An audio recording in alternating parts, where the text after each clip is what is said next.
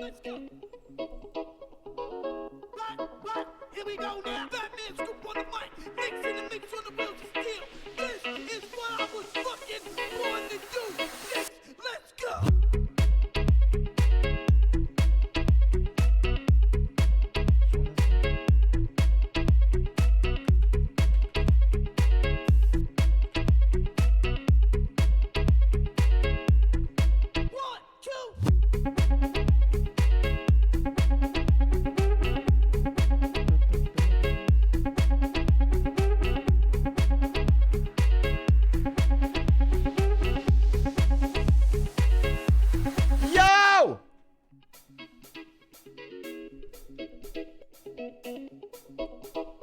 Did I get it to work? Huge for who dat? Is it? From the top, let's go.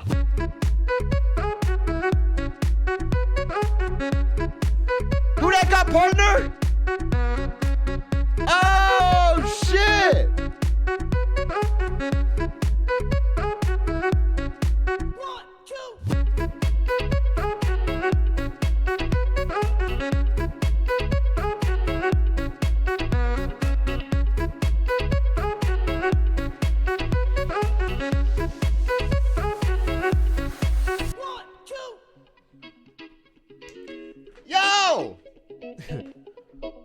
What's up, everybody? Chimichanga? Who dat? Hey, let's get him in the call. Let's go. I gotta vibe for a little bit, though. Big A, I have to go to the office for the first time since I was hired 1.5 years ago.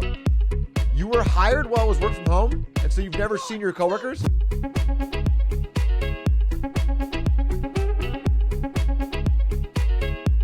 This track kind of goes hard. I haven't played this before.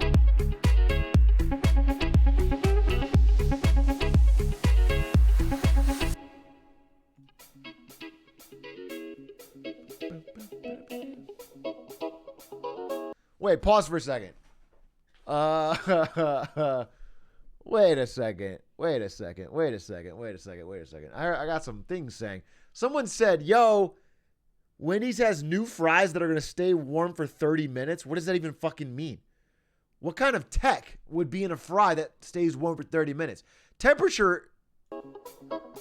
We have to look that up.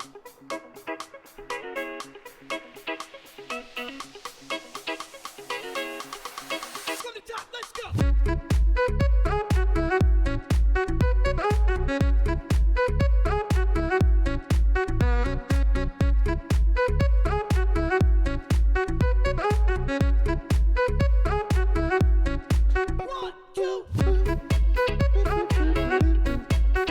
Hey, Zacodia, thank you for the 6 months.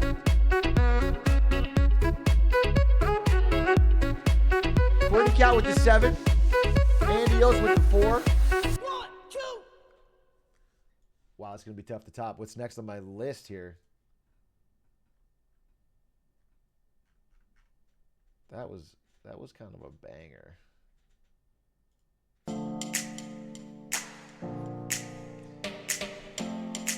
Hey, Chuck, I've got to study for anatomy. Any tips? Have sex. Once in your life. It would be some hands-on experience.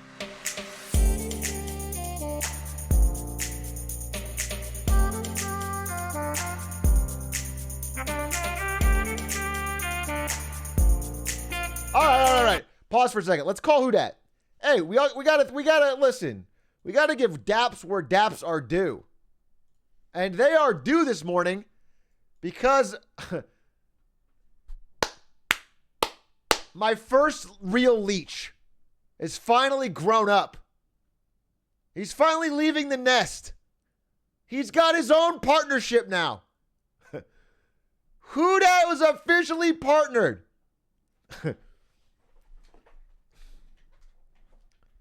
And that's a big deal. Twitch finally stopped fucking him over. I believe it happened today.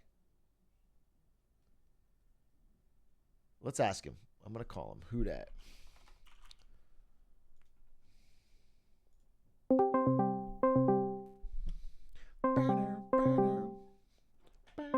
I get, don't. I know you were in my chat 2 seconds ago. You were in my chat. Okay. Yo. You waited quite a few rings there. Yeah. Look, I'm gonna be real. Hold up. Check. Look, I'm gonna turn on my camera real quick. Okay. You gotta see it. But I Sure. can't have my headphones on for this, so I'm not gonna hear you. So it's only gonna be for like a second. But Okay. I was about to go live because your stream tells you normally go live at like Yeah. I'm playing for 6:30 and Oh, I don't, sorry, but I've been off for 3 days. I understand, so, but okay, no, you get yeah, it. Okay. I understand. Sorry I to step understand. on your toes here. I know. But still, just look at what I've done. Okay. Oh, where do I look at it? Oh, on Discord? Wait, what is he talking about? Oh, on Discord. Okay, I'm pulling it up. It's not sharing, brother.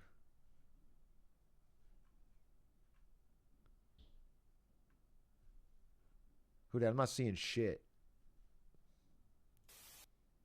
Oh my god, wait. It's actually insane. Yeah. Wait. Wait, you guys have to see this. This is crazy. Wait. Yo, Yeah. what up? Yeah, I had the helmet on for a sec, but I can't hear. Holy fuck. Yeah. Hey, put the helmet back on. Chat's watching. Wait, I want to see. All it. right, hold up. All right, hold up. Let's full screen this.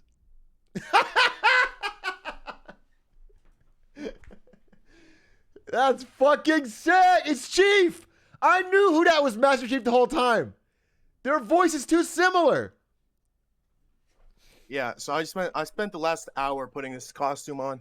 Bro, I knew you were Master Chief this whole time. I knew it. Yeah. It all adds up, bro. It makes so much sense. It's been me behind the mask ever since 2001. Yeah.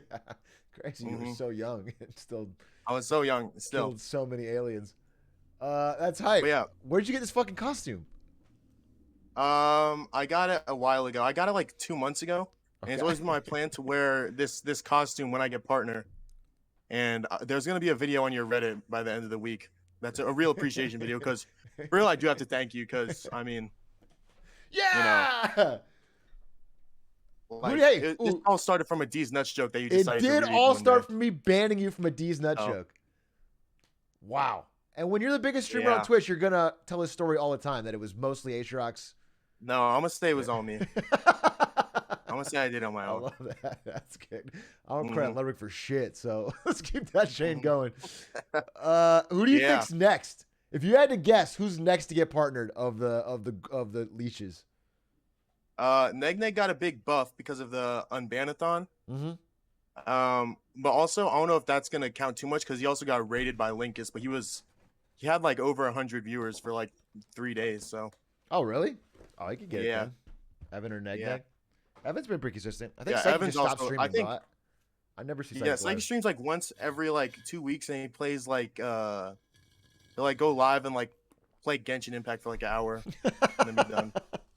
But he's also got like 10 years before he's the same age Yeah, as he's you. got a while.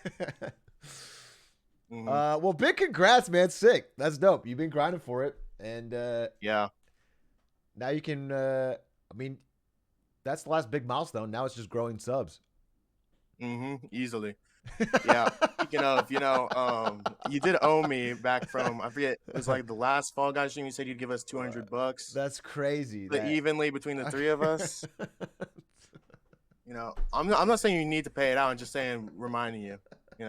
Thanks, man. I appreciate that. Because I know you got me to Yeah. Twitch partner, but that's not, Yeah, and also I partner give now. you I need 500 I need the big something. bucks. So after the last 500. Okay, it was 100. That's Okay. $500. Not $500 $500 though. All right, sorry. Yeah, you're Mhm. right. And then also I paid for your video game idea that you made up on the spot. You paid for it? Let me. Yeah. If I remember correctly, I walked out because you actually said nothing, and Moist is the one who gave me $50, and Connor gave me $10. Yeah, you did walk out. Now you're just making stuff up. Yeah. All right. I guess I owe you. That was a good move. That was a good move for content. Stupid as Easy. fuck move in general, but good move for content. Well, I'm all all right, about look, the content. if you're not too big of a streamer by the time co-op comes out, I do want to do Atrioc'S and Who Dat play Halo Infinite co-op. So just remember the little guy. I'm down. You know what? Yeah, I can go down every once in a while. It's I like appreciate sometimes, that. you still collab with Lud every once in a while. Yeah, so, exactly. I know how it is. All right, man. Well, huge congrats, everyone. You still gonna All go right, live? What's your plan? Yeah. All right. I'm gonna go live. I have 16 new emote slots, so I got that. I'm gonna 10 or 5 new animated emote slots, and also Marby's Monday, which I always do, where I give away a sub to one of my chatters, and then I ruthlessly murder the one that loses. Yeah, I So- remember you did a thing where you banned everybody. I don't know if you can do this anymore. Now you're a little bit bigger, but you banned everybody in chat except for one person and said you have to sub or everyone stays banned. Which I think and it worked. It still works to this day. Because it's not like you ban everyone in chat. You just ban everyone who's chatting. So there's still like a couple lurkers who are like, damn, it's my turn to be the hero. But that's and they just step up. one person. All right. Yeah, but no, here's what actually happened. When I did that, there was a bunch of lurkers who were still there. And So they then I stepped ended up getting in. like 5 gifted. Yeah, I ended up getting like 5. Yeah, man. Easy. Easy money. All right. Well, everyone check out Who Dat stream. He's going to be live today. I'm not even going to do that long, I think, so I'll rage you if you're still live. All right, Pog. All right. Peace, brother. All right, have a good stream. Take it easy. 7. Sevens. Good man. If you guys think my content is shit, just feel free to keep my tab open Who Dats, and watch his actually. Or the other way around. I think he's a great guy. I think he's super funny, and I wish him all success. This is all part of my long-term plan. All part of my long-term plan. Get my leeches big so I can leech off them as a counter leech. Once Who Dat's blowing up on Twitch, he brings Atrioc'S into his collab stream. Bing, bing, bing, bing, bing, bing, bing, bing, bing. Yes, the Miz method.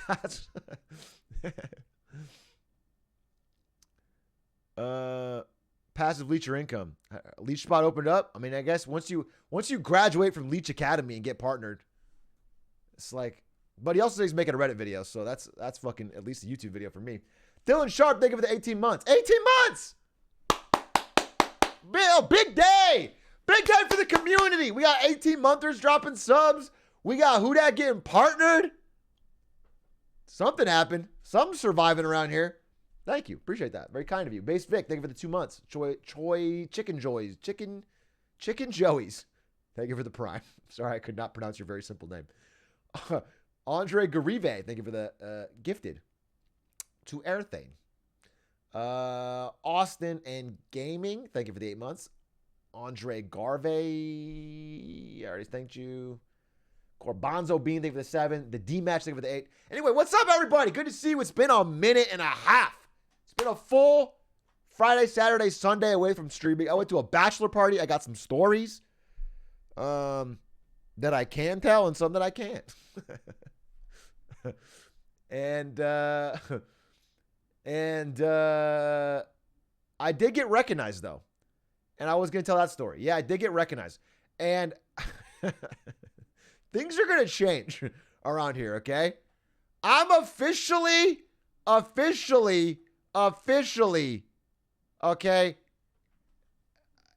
A-list now, okay? It's me and fucking Timothy Chalamet, and we hang out. I was recognized. I'm a celebrity at this point. Let me show you. And believe me, I was dressed to the nines while I was doing it. Who's Timothy Chalamet? Well, I guess not. He's not on my list then. He's not quite at my level. Because you're in my fucking chat. You know Timothy Chalamet. Let me pull it up. Oh, by the way, this is a total non sequitur side story. We privated the video of Stream Sharks. If you haven't watched it, it's a very good video. And so I unprivated it. I had to fix the title and thumbnail. And it's obviously, it's starting to come back really hard now that I unprivated it. But it's still doing very poorly because that we uploaded it at like 1 a.m. and then I privated it for 16 hours. And so it's not getting recommended. And so everyone that's watching it is watching it for much longer than usual. Like it's doing really, really well. And I think eventually it'll pass my normal videos. But right now, it would normally have like 100K and it has like 60K. So if you want to check it out, and if you don't want to watch it, don't watch it. But if you do want to watch it, please watch it and watch as much of it as you can, because I'm trying to get it reintroduced to the algorithm, because I think it's a fucking great video and I like the series so much I want to do it again. Just a heads up, if it's something you're interested in. I'm not asking anybody to do anything they're not interested in, but I think it's a fire video. I think it's a fire concept, and I want it to do well so that we can get Discord happy to do more. Yeah, if you're interested, check it out. All right, anyway, back to what I was saying. Let me pull this up. So I was in Arizona this weekend, Phoenix, Arizona, for a bachelor party of my old high school friend, Thomas. A very good guy that I really like. I also gave him an invite to my wedding at his bachelor party, which is a little weird, but I don't want to mail it, so I just brought it with me. And we did a bar on Friday. What is this, dude? What is... Okay. I'm going to show you the actual picture, then I'm going to show you what someone fucking photoshopped. We rented out a bar on Friday. We did some Top Golf and some other stuff on Saturday.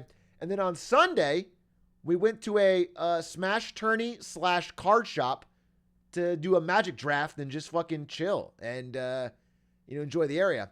And when I walked into that card shop, the owner of the card shop was like, "Yo, are you Atrioc'S?" And listen, first thing I told him is, "Don't talk to me. I'm a celebrity." And I looked away because, you have to let him know. But the second thing I thought was like, damn, this is literally never, ever, ever happened to me. I'm not kidding. This has never happened to me. And because, I haven't really left my house since I started streaming. So it was cool. It was like a cool experience that he was like, "Yo," and then he was like talking to me, chatting me up. And then 2 people came up who were TOing the Smash tournament organizing. And they were like, "Yo, are you Atrioc'S?" And I was like, "Yeah." Yeah. And they're like, "What the hell are you doing in Arizona? Can we take a picture?" And again, I was like, this has never happened to me. So here it is right there. This is them. And they took a picture with me. And of course, I was obviously dressed to the nines in a Cloud9 tank top hoodie, full dark jeans, and flip-flops. And that is a combination of, that's a fit. That's a fit that you definitely, it makes people say sheesh when they walk in. But they were super friendly and nice. And again, I said, of course, sure, absolutely. But I didn't tell them at the time that I haven't done this. This is not an experience that I like. When I hang out with Lud or when I hung out with Scar back in the day, like this happened to them all the time. I remember I was playing craps with Disguised Toast and Ludwig in Vegas. Actually, and Yasuo too. And then somebody comes up and goes, "Can I get a picture with you guys?" But they meant with you guys was not me and not Yasuo. They just wanted a photo of Disguised Toast and Ludwig. So I took the photo. I mean, and I'm fine with that. Again, I am a full-time NVIDIA employee. My expectation in life is that no one will ever ask to take a picture with me. It did not even cross my mind this would ever come up. Because again, my stream is still pretty small. Let's be honest. And so when this happened, it was cool. It was just interesting. It was fun. And they were very friendly and nice. They didn't compliment my outfit, which was weird and a little off-putting and honestly rude on their part. But what are you going to do? Number 1330? Yeah, I know. That's what I'm saying. I'm not even in the top 1,000. It's crazy. I want to talk about that a little bit today.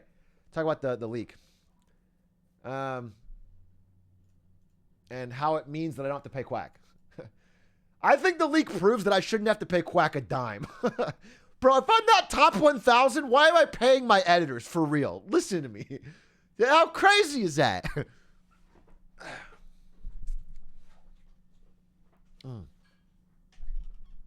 Did your friends think you were famous? Well, it's funny because my friends have watched some of my YouTube videos because they've gotten recommended or whatever. And they've seen some of the streams, but they're not watching every day or anything. So they gave me some shit. And they made some jokes, but in general, they thought it was pretty cool. I mean, at the end of the day, it's, they're a bunch of my gamer friends, right? They're like, "Yeah, it's cool. You're making money playing games." But what was cool was one of my friends, Min, said, because he's known me for a long time, and he's like, yeah, I don't remember exactly how he phrased it, but I considered it the biggest compliment, because he basically said, yeah, you are literally exactly the same on stream, but a little bit louder. Like, and like that felt good because it means I'm not being artificial. Like he's like, you are literally exactly the same as if all of you's known you, just a little bit louder. And so that's hype. That was the biggest compliment that I got. Was Poner on 9 there? No, he doesn't know Thomas. Can you be a little quieter? I guess I could, but it doesn't seem right. Joke games or real games more likely to get in that show of yours? We're going to do more real games next time. If you guys want to know, Stream Sharks was a success in my mind. I hope the YouTube video does better. It's sort of my fault and also Quack's fault for that terrible first thumbnail he had. But mostly my fault because I privated it for 18 hours. I'm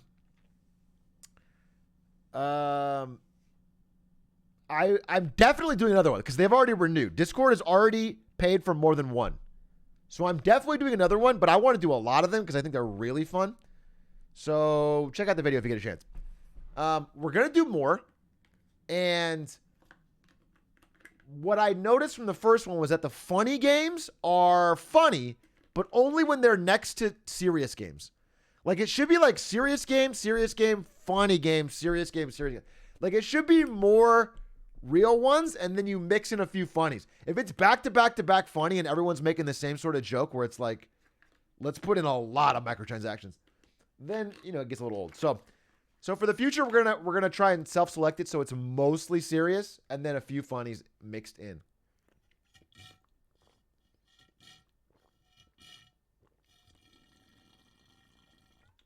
Funny.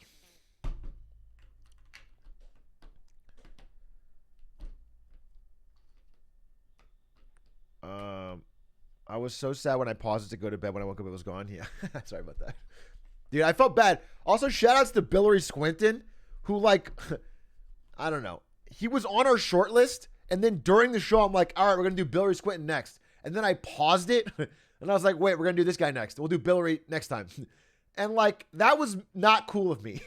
And so I talked to him and I apologized because it's obviously not cool if you're waiting and you're ready to go live. And then, but the reason was, well, I don't want to spoil it.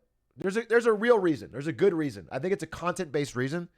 And it would spoil his game. So I'm going to wait till next time. Anyway, we've already got our 2 next judges ready. And I'm excited to do it again. It'll be good. Socrates, thank you for the resub for 8 months. Bergsy fan account, thank you for the 3 months of Prime. It's funny. So I muted notifications for Twitter on my phone, but I didn't mute notifications for the Bergsy fake account, the Atrioc'S Bergsy account. And so the only time I ever check Twitter is for people tweeting at Bergsy.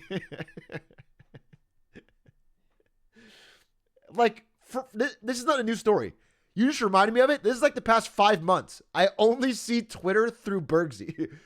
And the accounts Bergsy follows, which are I don't know, 5 accounts, are the only pop-ups I get. It's weird. It's a weird, I see, I manage Bergsy's account. It's like a side gig I do. He's obviously a bigger influencer. Hey, Big A, next year I'm moving to college to pursue a pre-med track. Any tips or advice for a freshman? You came to the right person.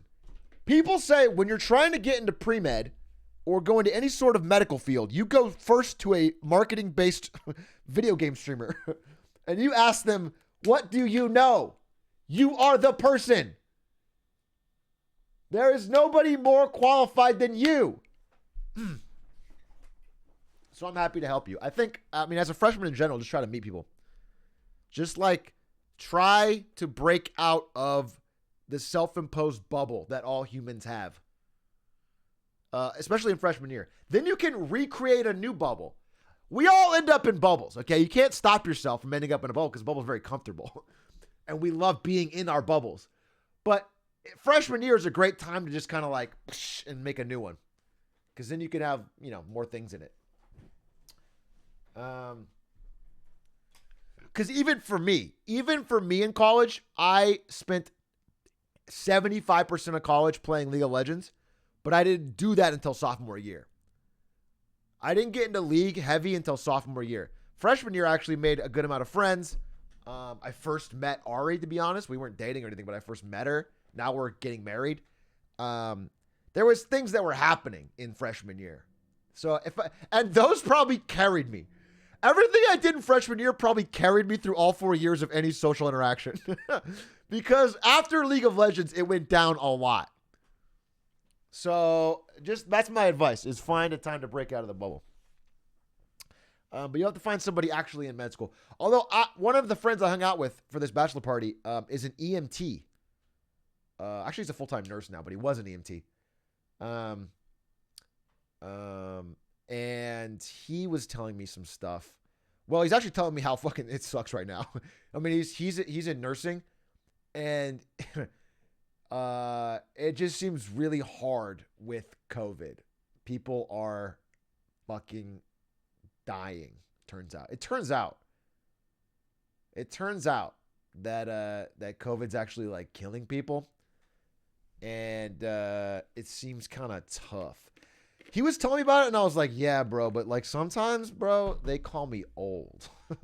Sometimes these like 16-year-old kids in my chat call me a 30-year-old man old, and it's like, fuck. It's like, it's like, your shit sounds hard, but come on, I was like, bro, okay, yes, you had to hold a dying patient in your arms and tell their family they couldn't come in because they were being intubated and they could have been at risk.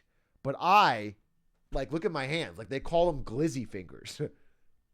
And he was like, damn, you people do have it rough. You know, there's always someone with a harder job than you. And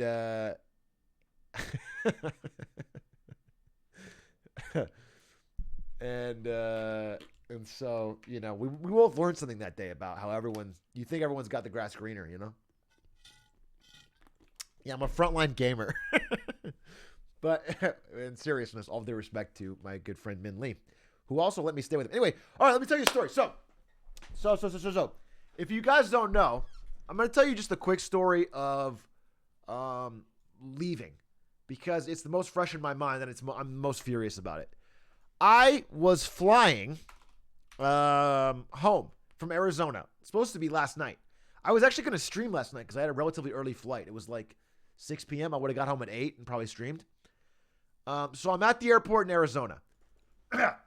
Okay, so we did that draft and that the Smash Bros tournament, and I'm having fun because people recognize me and I'm doing good at the games and I'm drafting and I'm playing good and I'm having fun and I'm a little drunk and I'm talking shit and I don't want to go to the airport till like right before my flight. Right before my flight. And so I keep pushing it off. And my friend's going to drive me. My friend, the nurse, is like, I'll drive you. He's like, hey, we should probably get going. And I'm like, come on, we'll get going when we get going. You know what I'm saying? We can make it. It's not far. And so right at the exact last moment, I'm like, all right, let's dip. Let's get out of here. Let's go, buddy. And he's driving fast. And we get there what you'd think is a right amount of time, though. I get there close enough that I'm going to make the flight. All right. I've been close. They call me Razor's Edge Ewing back at Twitch because I used to fly every single week for Twitch. My first 2 years on the job at Twitch were mostly like doing social media at events. So I had to fly to everything. I flew to every MLG.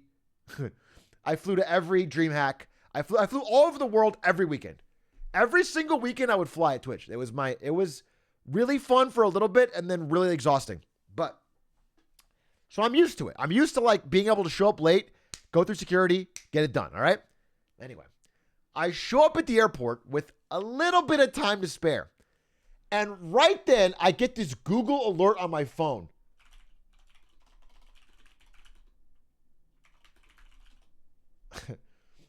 I'm going to show it to you right now.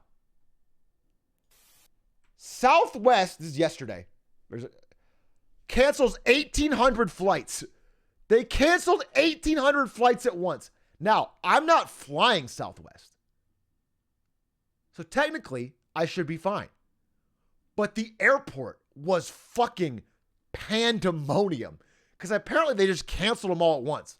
Like they just canceled all the flights. Everyone in Southwest just fucking canceled. All right? The security line is frozen. It's not moving. People are all leaving, coming in, yelling at airport. I don't know why it says after weekend disruption. I don't know what it was. I heard people were speculating about theories the whole time I was in line. They were talking about how it was probably, somebody said some of the pilots wouldn't take the vaccine. Somebody said there was weather issues. Somebody said there was air traffic control issues, but it was only Southwest. Anyway, they canceled 800 flights. I'm stuck in the fucking security line. It goes absolutely not moving. And I'm like, okay, I'm probably not going to make it. And I'm trying to do that thing where I look like, oh man, you think maybe I could go in front of you, but nobody's budget. Nobody's budget. They're not letting me in. All right. I can't get out. So labor shortage. So I can't get through. So I realized very quickly that I'm not going to be able to make my flight. And once I get through security, which is like an hour later, I have to go to the help desk to get a new flight because I missed my flight. I show up and they were like, yeah, no. I mean, the plane hadn't left yet. I actually got there. The plane hadn't left yet, but they were like, you're not getting on. And I'm like, the plane's right there. I can see the plane. I can see my seat through that window. Let me on the plane. They're like, no, bro, you're not getting on the plane. So, I go to the line where they're like going to give me a new ticket. And the line for that, we talk about miserable jobs. I don't think I've seen a person with a more miserable job than the two elderly ladies at their little computers who had to handle this gigantic line of people who all had their flights canceled or missed their flights. All they were doing is getting screamed at for hours. Because I waited probably 40 minutes in that line. Every person in front of me was like, I have work tomorrow.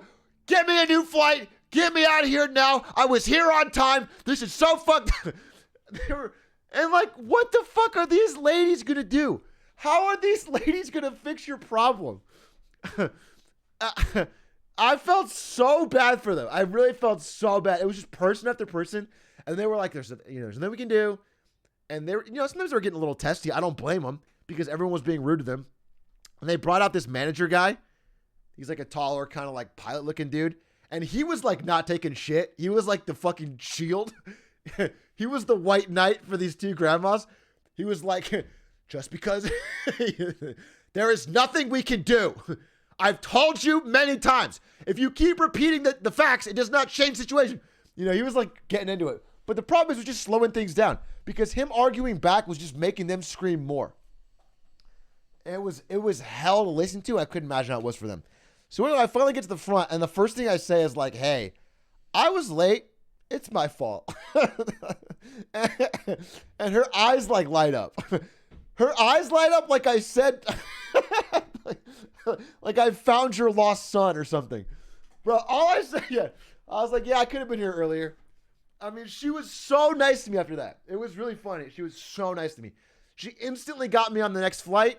I didn't have to pay a dime, even though it was my fault. I had to pay one dime. She booked me up. I got a window seat, which is what I wanted. She hooked me up good. And she was super nice. And she told me. She literally told me, thank you for being so polite about it. Like, this is hard. I was like, yeah, your job seems really hard. So, and then I said, well, I was walking away and I turned back and I was like, hey, no first class? I mean, I was really polite. You know what I'm saying? Like, I remember when I said it was my fault?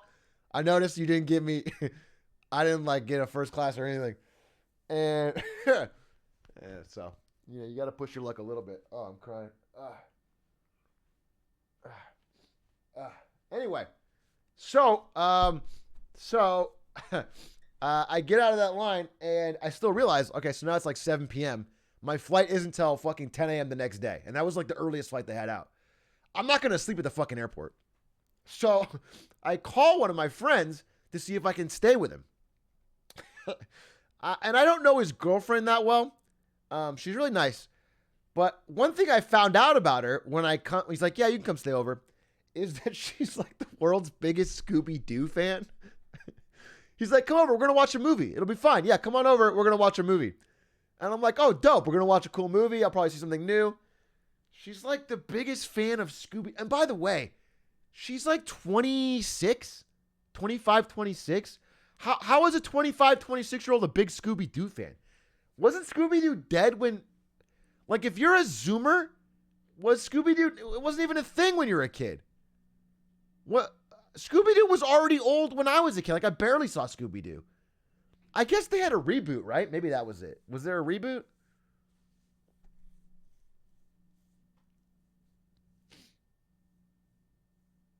The live action Scooby-Doo. So, okay, now you're getting to where I'm at. You're getting to where I'm at. So she's the biggest Scooby-Doo fan.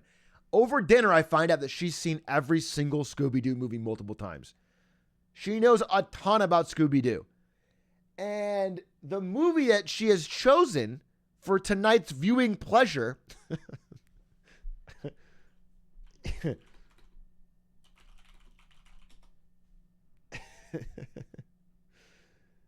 is fucking Scooby-Doo 2 Monsters Unleashed.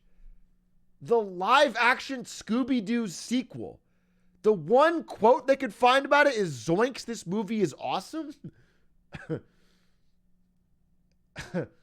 Now, don't get me wrong. I've seen the first live-action Scooby-Doo and I actually kind of liked it. I actually think it was kind of funny, especially as a kid. Like, it's got some, like adult humor in there, too. The first Scooby-Doo, I think, is a classic. It's a fun... This movie is not a classic. This movie is not a classic. And no, it's not. Don't fucking capital D colon me, because you guys were fucking, you're like 12 years old now, and you were 8 when you watched it. This movie is absolutely terrible. I will openly say this movie is terrible. It's so bad. So I just sit here and watch Scooby-Doo 2 Monsters Unleashed.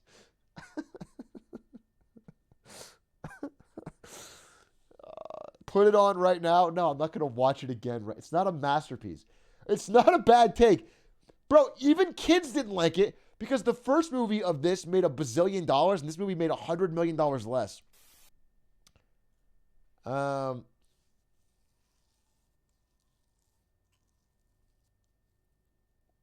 This isn't even a fucking meme. What are you saying? This isn't even a meme. The Scooby-Doos are what did you fucking say? Did you give me a fucking paragraph on Scooby-Doo?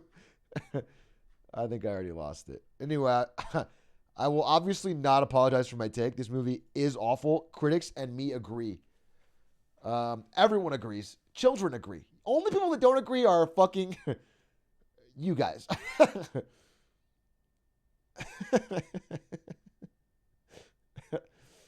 Scorsese's best couldn't touch this classic. Really? Martin Scorsese, one of the most celebrated directors of all time, at his absolute best, couldn't touch the live-action Scooby-Doo sequel. Where at one point...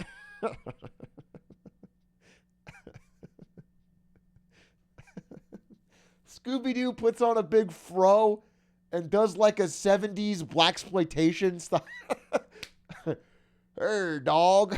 Rut road. Well,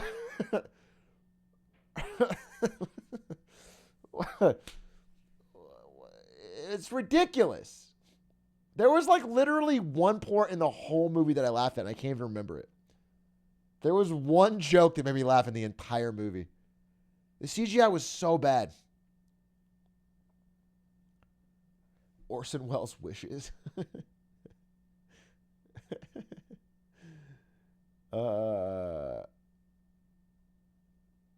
The main arc of the movie, literally the emotional arc of the movie, is that Shaggy and Scooby think they're not good enough to be heroes because they always mess things up. And they barely talk about it. They just say like that. They say at the beginning. And then at the end of the movie, Velma gives them a speech like, I wish I could be more like you guys. You guys are so free and so open. Nobody's ever confused if you're happy or you're hungry. It's so amazing. What? What? Nobody's confused if you're happy or hungry because you smile and say I'm hungry. How is that something? How is that a fucking emotional crux in the movie? And they're like, yeah, we are heroes. How does that make them heroes? What the fuck are you talking about? Who wrote this? It's fucking garbage. And so, and then she hands them the fucking MacGuffin device that defeats all monsters. And they drop it. The exact thing they've been saying they're not going to do all movie. You know what? Maybe they could finally earn the chance to be a hero. They're not going to fuck it up. They're not going to screw it up. They get the device, and then they drop it. So they fuck it up exactly like they said they were going to do. So they are fuck-ups. They are bad heroes. It's baffling. And the movie makes no sense. And then also, Seth Green is in the movie, and he's got a crush on Velma. By the way, I will say the Velma actress is very attractive. And I remember that being the case when I was a kid and watched the first one. But that's not a redeeming quality of the movie. Seth Green has a huge crush on Velma. That's not a problem. It makes sense. She's very attractive. She's afraid. Okay, he asks her on a date or something, and she goes, no, my heart belongs to science. But then she goes to Daphne and goes like, I really did want to date him, but I'm too nervous. What? So why did you say your heart belongs to science? Just say yes to the fucking date. He's also a nerd. It didn't make any sense. It was stupid. Very stupid. But then Daphne's like, no, you should go on the date with him. So she goes on the date with Seth Green. But for some unexplained reason, she's worried about being herself, even though he already asked her out and said he loves science too. So she wears a full, this is obviously just fucking bait from the director, I guess, to keep the adults interested. I don't know what. She wears a full top to bottom like jumpsuit, like a Britney Spears in that music video red jumpsuit, like flesh hugging jumpsuit for no reason. For literally no, like it's just big cleavage jumpsuit. And then, in the most unrealistic part of the movie with talking dogs and fucking monsters, Seth Green goes, you know, I didn't really enjoy this date because of how you dress. Like, that's not the you that I fell in love with. Excuse me, Seth Green? You are fucking 4 feet shorter than this woman. What the fuck are you talking about turning her down? Because she wore that fucking... What are you talking about? It was incredibly fucking ridiculous. And then, by the way, this is off topic. I'm going to spoil this whole fucking movie. So if you want to watch it, you can feel free to leave. And then the fucking Mystery Inc., instead of being a scrappy band, you guys remember in the first one, it's kind of funny because the entire group argues and they break up. And then they get back together for one last mystery. And it's sort of like, they're like real people. And Shaggy and Scooby are like stoners. And there's a lot of that stuff. This movie is so much more family friendly except for the jumpsuit. And they have a gigantic fucking headquarters. Like a Teen Titans T for Mystery Inc. Like it's a giant building. Glass fucking walls that says Mystery Inc. And they've got like photos of themselves all over the fucking building. And the floor says Mystery Inc. And they have like a stretch Hummer. Instead of their little fucking, van, they have like a Mystery Inc. stretch Hummer. It's so stupid. And the entire time, they are wearing merch with their own face on it. Literally the majority of the movie, Daphne's wearing a picture of her face that says like Mystery Inc. It's ridiculous. They've only solved one crime canonically. In that universe, they've solved one fucking crime. They also live in a city called Coolsville, which I guess was fine in a cartoon in the fucking 50s, but it's so obnoxious. They keep talking about it. Like, how are we going to save Coolsville? People of Coolsville have to love us. Shut the fuck up. Coolsville? And the villain, I'm going to spoil the fucking villain. So the villain is the media. So I don't know what kind of fucking Trump staffer wrote this movie, but the whole movie is about how the media always lies. And like, and how like you can't trust reporters and they always take shit out of context. It's all about fake news. The whole fucking movie's about fake news. Literally, like a reporter comes up and interviews Fred and they're like, what do you think about Coolsville opening a new museum in your honor? And he's like, I love Coolsville, but they don't need us to be great, or something like that. And then later when the things go bad for the group, they just cut that clip out of context and say like, Coolsville doesn't need us, or Coolsville sucks. I think they literally make it say Coolsville sucks on the reporter. And then they're like gasping at the news like, oh my God, this is what the fake news does. This is what the fake news does. Classic media.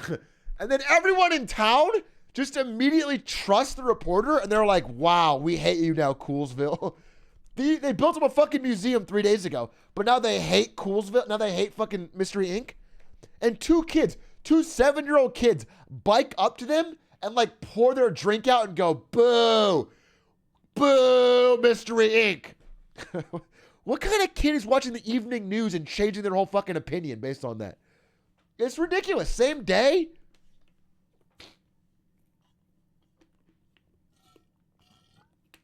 Anyway, all that's to say, you know how in Scooby-Doo, the one conceit is that the monster is never real. That is the one thing about Scooby-Doo. The monster is never real. You always unmask them and find out they're a person. No, it turns out a fucking scientist invented something called, I'm not kidding, randomonium. Randomonium is the fucking MacGuffin that invents real monsters. Randomonium. How fucking lazy of a screenwriter are you to make it randomonium? So randomonium, a scientist, invents it and literally brings all of Scooby-Doo's real monsters back to life. Okay? All of their famous iconic monsters that used to be people are now back to life. Okay? And they're literally terrorizing the city. And the scientist that did it is dead. He's long dead. But somebody's figured out how to harness randomonium. So at the end, they finally catch the villain and they tear off the mask and they realize it was the reporter all along. It was the reporter. It was they tear off the back. It was this female reporter that was reporting on them. So not only was the news fake, but she was also the monster. And then that would be bad enough, okay? They're like, oh, it was her. I'm going to literally show you this scene because I think Scooby-Doo Arms Unleashed unmasking scene. Yeah. You guys have to see this. You have to see this. You have to see this. Okay? Here, let me just show you. Because it's... Evil masked figure is... No!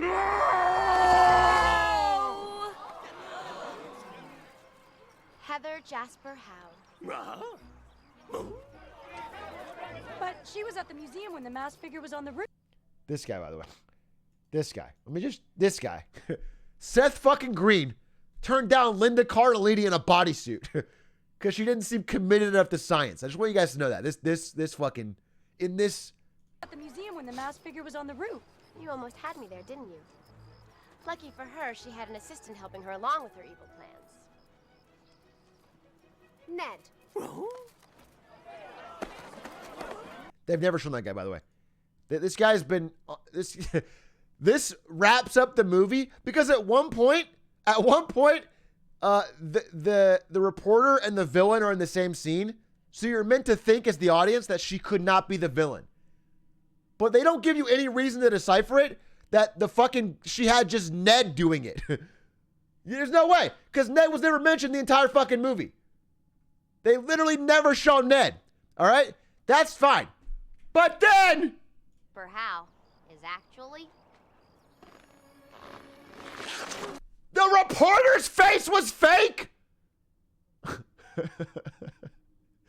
There's a second level, and instead, it was this guy, somehow with a fucking voice changer, the original scientist?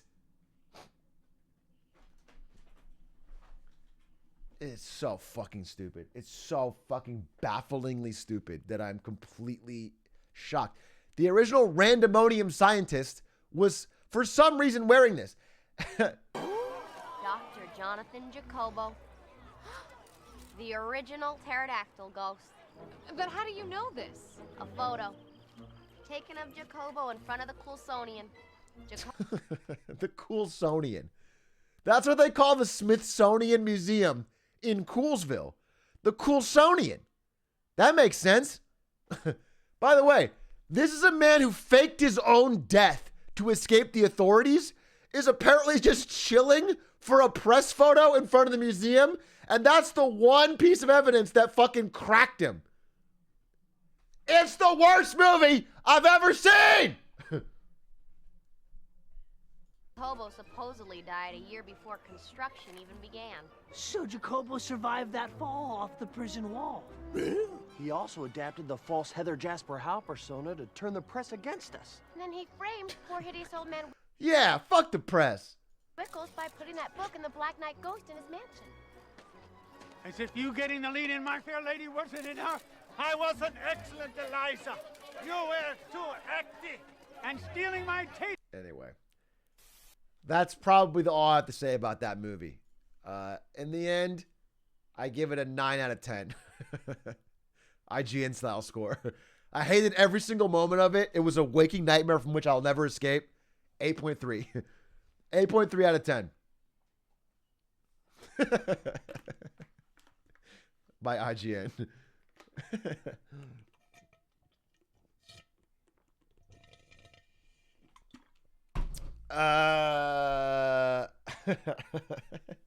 Let me get I'm gonna get a Clementine.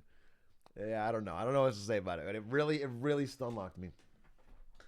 That wasn't you know what's funny? Is that was not really part of the story I was telling. I got completely sidetracked.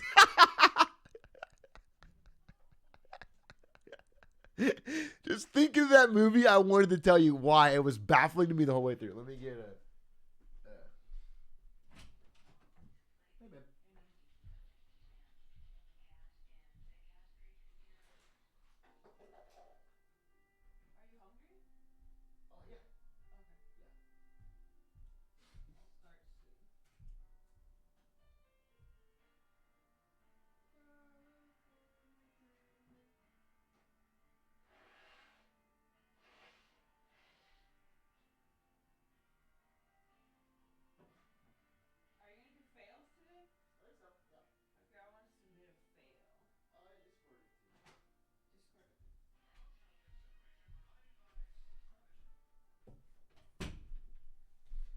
California dreaming on such a winter's day.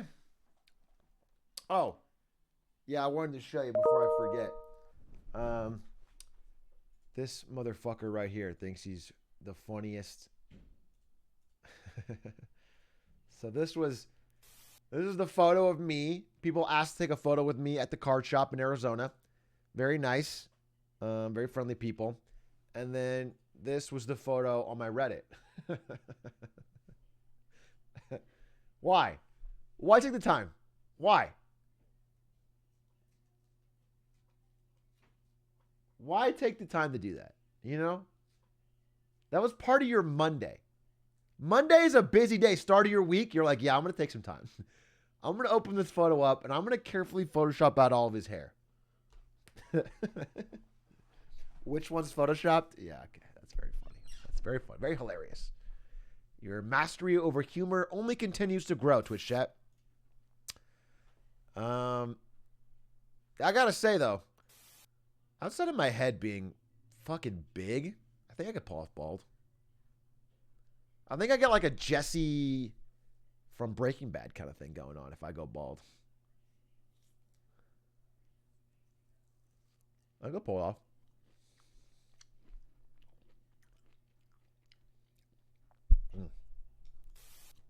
and I can get really into meth. So that'd be perfect. It's a great second act.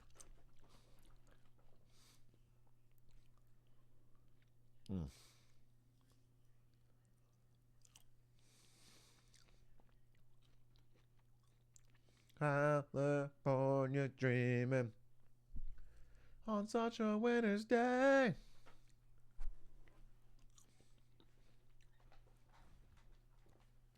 Did you like that movie? Yeah, I did. Liked it a lot. Loved it. Can't wait to watch it again. Did you know? So when I was looking at the Wikipedia article,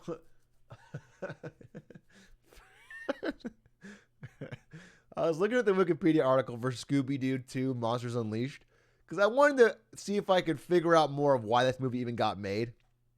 And I wanted to see if it flopped or not. Do you know the first one was supposed to be like PG-13 or R-rated? The original one. And it had way more adult jokes, way more marijuana references, and like tons of cleavage. And then they did one screen test and found out the kids kind of liked it. So they reworked the whole movie to be PG. And so they CGI'd out. All of the scenes have CGI'd out cleavage in the first one. And they took out almost all the adult jokes, but some are left in. That's why I remember it being kind of... First one was still great. I think it was the perfect balance for a family movie. But that's really funny. I did not know they did that. But also, I think they did the right thing because it was a good family movie and it was funny, but like a little bit of edge. I can't imagine that movie being good, like completely edgy. It's still a Scooby-Doo fucking movie. Where's the gun cut? Yeah, I guess.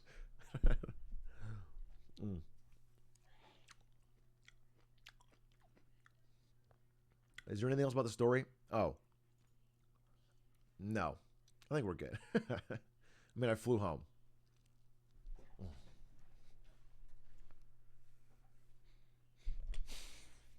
That was my night. You know, my night was getting my flight canceled, getting the long ass line, and then watching Scooby-Doo Monsters Unleashed. That's my night.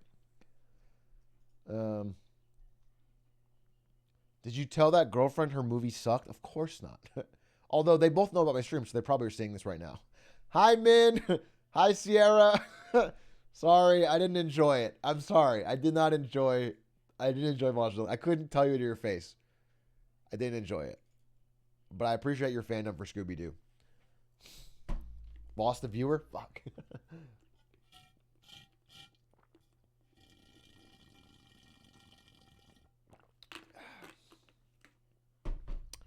All right. So I was going to do wins and fails today. I don't have a full marketing Monday, although I did think I could talk about the Twitch stuff, although I'm so late, bro. In Twitch terms, I'm so fucking late to the party on the Twitch leaks. There's a little bit I'll say about it, but I have a good wins and fails. So we'll do wins and fails, and then we can talk about some shit. We can talk about some good shit. Let me say, can I see if I can find this? Actually, this is a win for... No, I'll save this for wins and fails because it's a good one. What's his name? This is important. Very important, actually.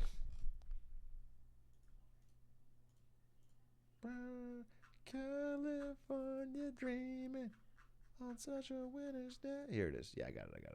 All right. Okay. Should I jump into it? I mean, I'll do wins and fails and we'll figure it out from there.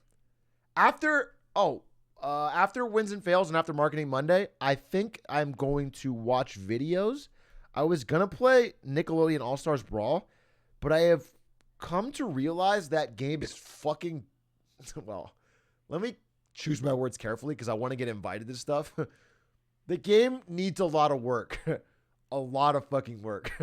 In its current state, it is a very, very, very, very, very broken game. Although I was so ahead of the curve on Michelangelo. I'm a genius. Everyone else is dumb. I'm smart.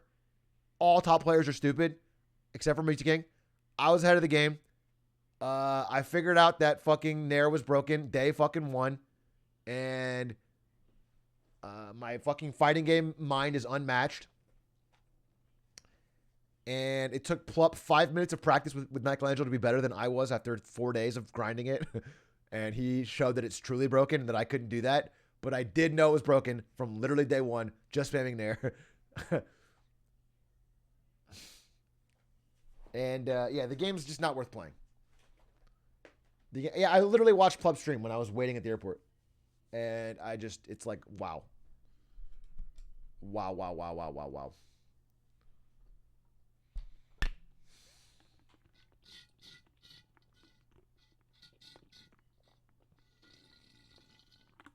I didn't watch him to get noticed, Morgan. I was spamming Nair from day one. From literally minute one, I was playing Michelangelo spamming Nair. I was watching music to figure out how to actually edge guard. I knew it was a broken move just to spam it. I was spamming Nair before Void was spamming Nair with Aang. I knew it was spam Nair the game. What I couldn't figure out was how to turn it into edge guards, which Music figured out, and then I copied that.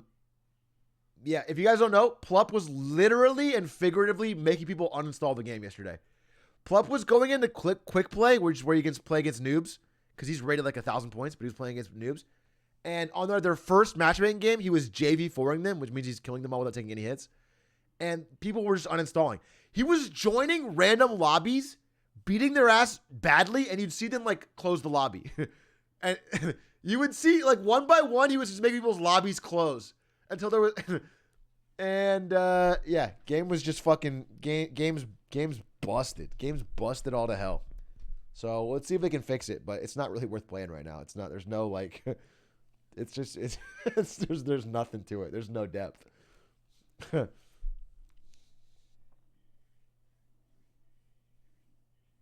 Ed Shark, I'm doing a uni assignment about queer marketing strategies. Do you have any thoughts on the topic? Yeah, the trick is make a like Atrioc'S style room on your Discord server and then pretend like you don't like them. You know, always make fun of them a little bit, but then give them a lot of power so they slowly take over your server. And then they invite all their gay friends. And then eventually your server is basically half Atrioc. It's sort of like get them to do the work for you.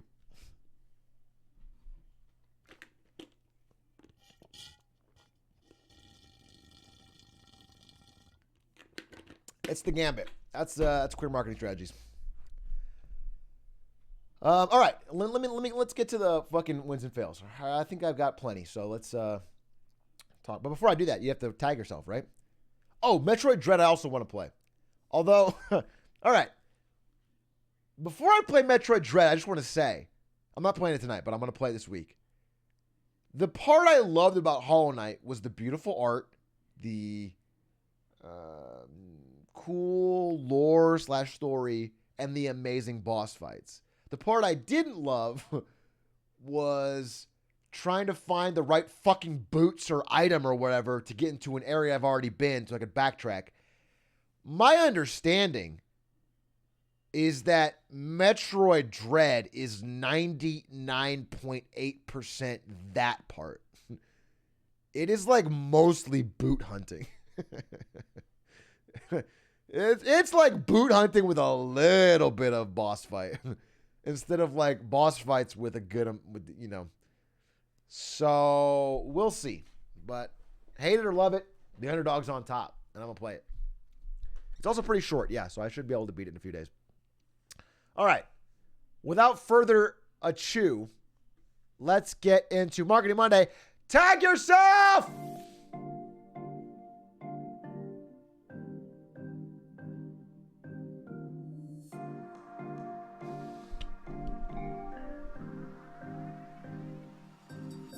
I should have been a skater, maybe a heartbreaker, some kind of creator, simple money maker.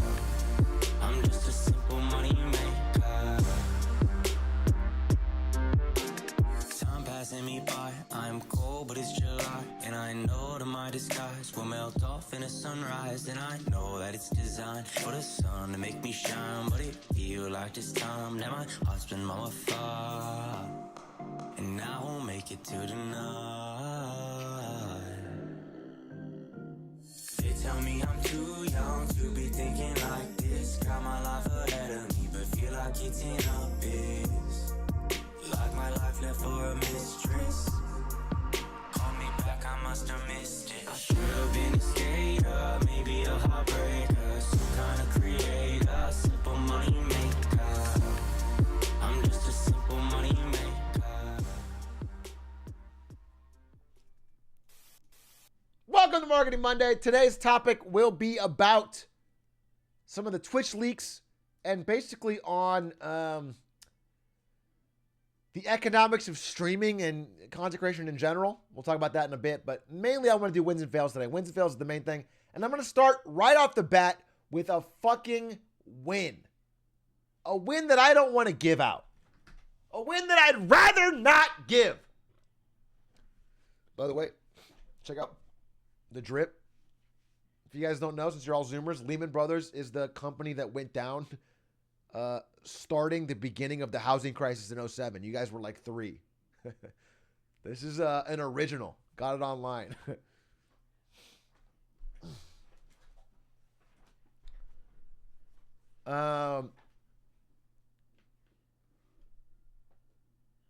It is in reference to Evergrande falling now.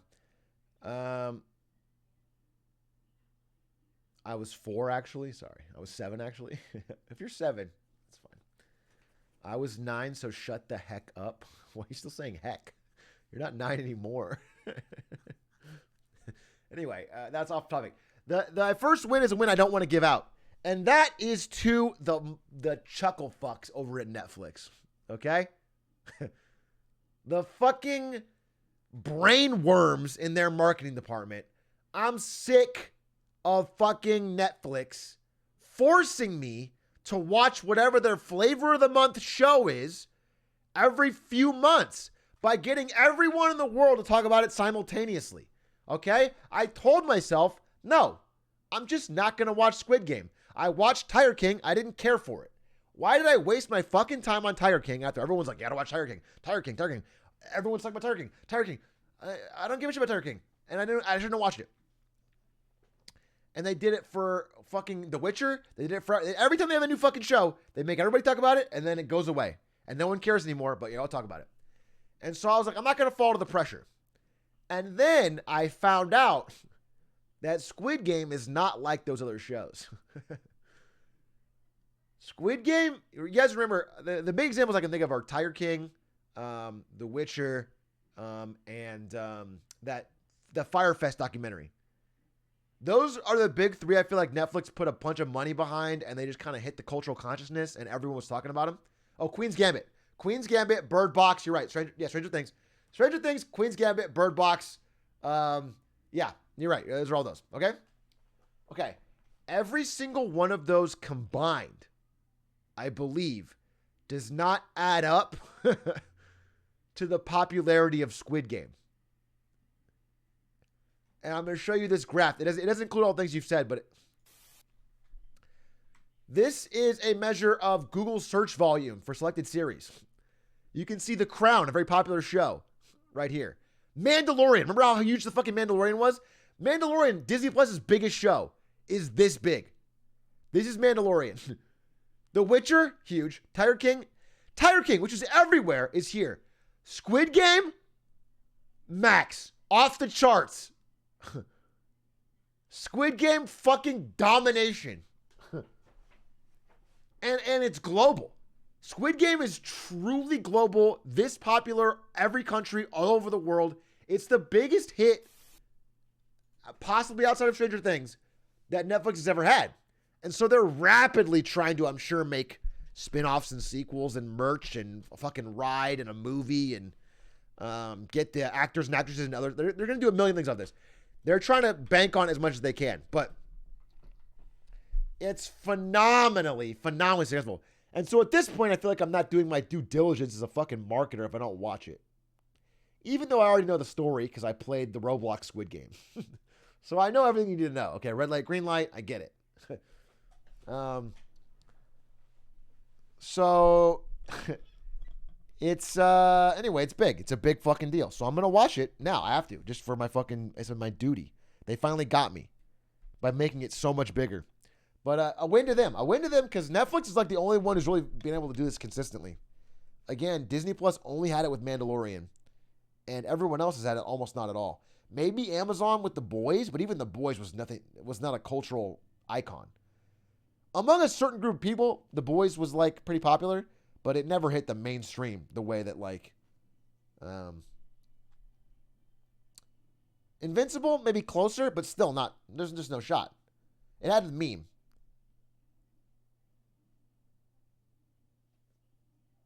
Among Us was bigger than Squid Game.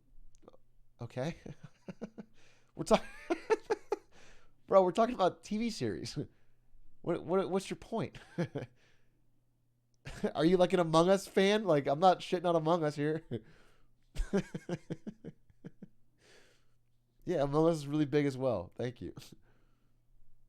Game of Thrones, of course, was as big or bigger. There's no way to tell because I don't have them on this trend chart, but obviously Game of Thrones is very big. But in current era, in current year, there is no show even close. Even fucking close to Squid Game. Squid Game is like a rare 10 to a 50xer. It's a show they spent less money on and are making just absolute bank.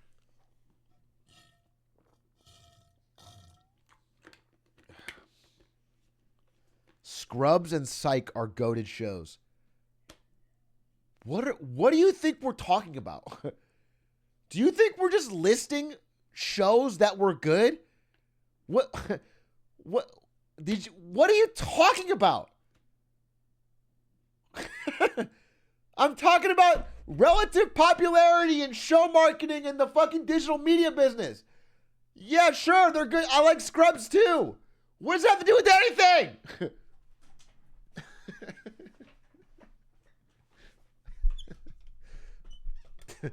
Facts, though, pretty fire. Yeah, all right. No, you guys are right. Yeah, well, I probably don't get it. It's probably me that doesn't get it. That's my first win. That's my first win. And we're gonna actually segue that right into my second win.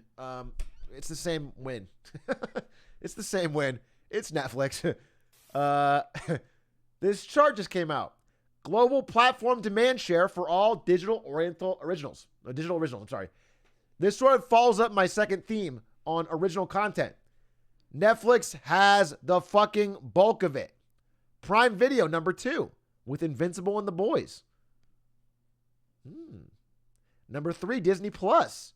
Apple TV, Hulu, HBO Max, Paramount Plus, and other, which is a hodgepodge.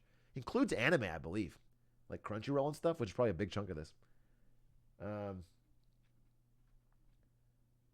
this is not... What do you mean? It's not quantity of output. No, this is like demand. This is people's appeal for it. Netflix remains dominant. As I've said in previous Marketing Mondays, Netflix is the one streamer out of all of these that has relatively low churn, which is where some people in general consider Netflix to be a bill, something you have to pay. It's not a choice. People consider other streamers to be something you buy, watch the show you want, and then cancel.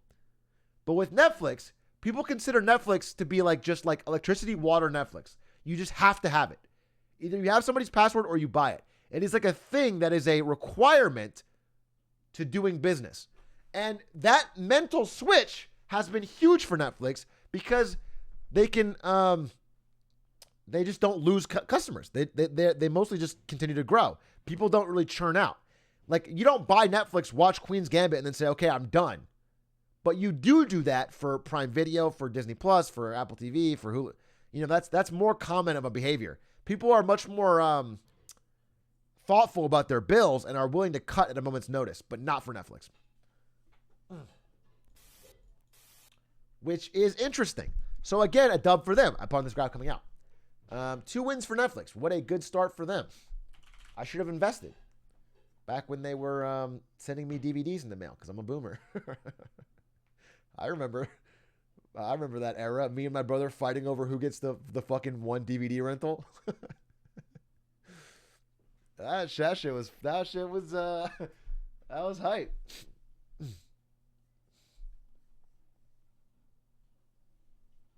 Oh, Connor's here. What Connor say?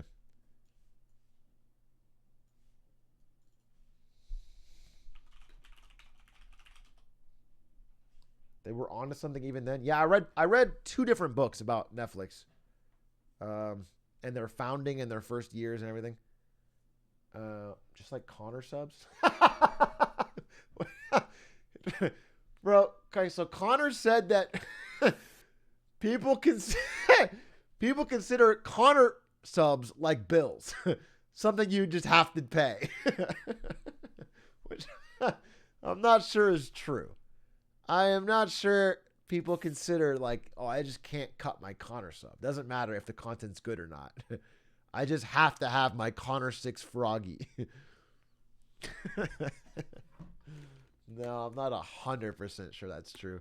Although I haven't cut mine either. That's Mango. If there's anybody who's like that on Twitch, it's Mango. Even if I could go 2 months without watching Mango and I would never consider cutting. Mango sub is like a bill. It's like a bill for being a Melee fan. It's like, all right, I like Melee. I watch Melee tournaments for whenever, even if I never tune in or only watch a little bit, it doesn't matter. It's my bill. I pay that bill because I'm a Melee fan. It's like union dues. Yeah. It's like ride or die. Let's keep this game going. Let's make sure Mango never quits. Clint sub's kind of like a bill. Yeah, if you're a Clint sub through all the downtime, yeah, then you're just like, it's just something. But I think Clint actually lost subs, so I don't think they consider it a bill.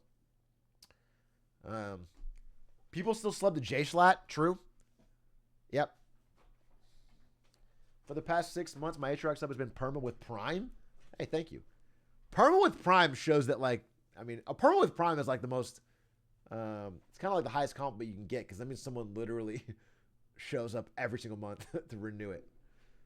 Ryan, thank you for the Prime. Disco Rocky, thank you for the Prime. Speaking of that, Life is Puddle, thank you for the Prime. Ice Hawk, thank you for the 7 months.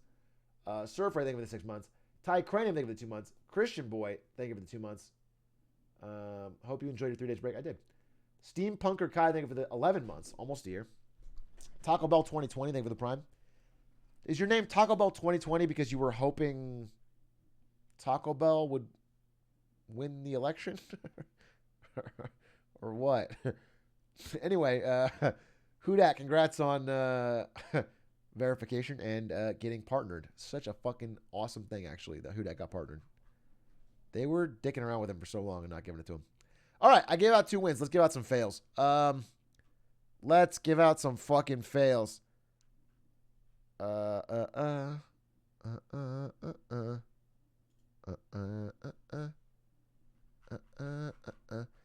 Let's give out some fails. Let's give out some fails. Let's give out some. Oh, yeah. Okay, I'm gonna get some shit for this. Well, not for the first part. The fail goes to Blizzard. That's not gonna give me some. That part's fine. But I'm also not a fan of crypto. And I know a lot of you, especially Zoomers, just think crypto's the fucking future and you're all going to make money off it.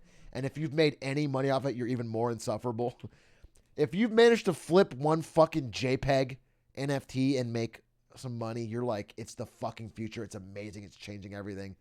It's fucking crazy. Cryptos, you don't get it.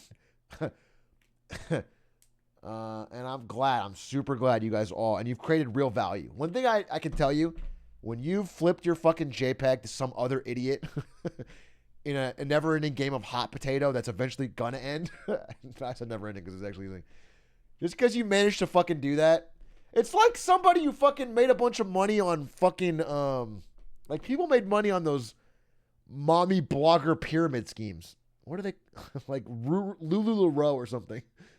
And you're like, yeah, I made money selling leggings to other moms. It's real. Okay. Sure. Good for you. Good. Yeah. Avon. Yeah. Good for fucking you. I think crypto is literally MLMs for boys. That's my honest opinion. For fucking. That is my honest opinion. I literally think it is. I think it's the same people falling for that. And so, anyway, my fail goes to Blizzard because I found out that all of this shit, crypto and NFTs and everything, comes because Blizzard nerfed a character in WoW. They nerfed the Warlock's Siphon life spell. This is a true fucking story. This is a true story. Look at this. I happily played World of Warcraft during 2007, 2010. But one day, Blizzard removed the damage component of my beloved Warlock's Siphon life spell. I cried myself to sleep. And on that day, I realized what horrors centralized services can bring. I soon decided to quit. That's the origin story for Ethereum. A person who cried themselves to sleep because their Warlock Siphon life spell wasn't as strong.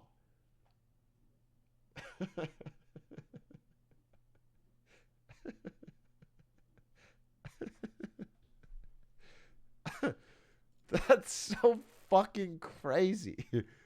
That's so fucking crazy.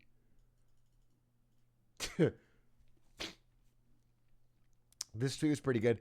I played Warlock as my main for 17 years and it didn't make me want to delete Rainforest. Yeah, I mean, the environmental impact alone is insane, but I think they're just scams. To be honest, there's a lot of things that are about the environment that I do. Okay, I can't pretend to be an eco warrior here. I literally just think Ethereum and Bitcoin are sort of the most stable of the bunch, but most crypto and most NFT is just a scam.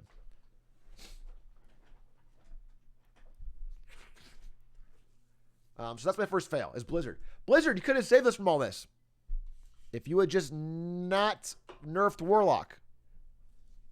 Probably some of the other things you could have done.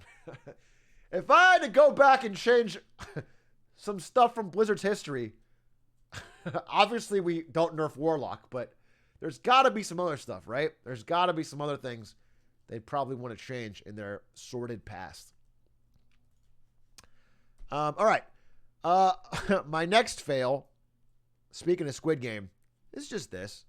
I like to shout out bad marketing every now and then. What is this, Nutter Butter? Squid Game this, Squid Game that. We want Nut Game. Nut Game? Really? Nobody? This is the internet? You thought this is a good fucking idea? Nut Game?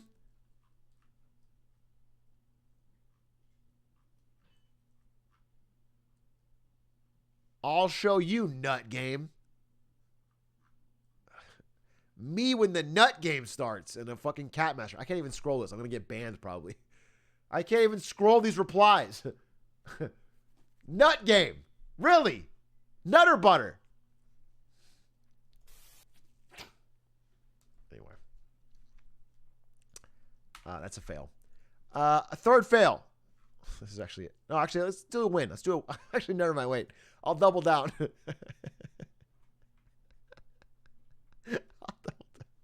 Speaking of bad tweets. Speaking of bad tweets. This one came out of Nintendo France. Just last week. They deleted it Insta.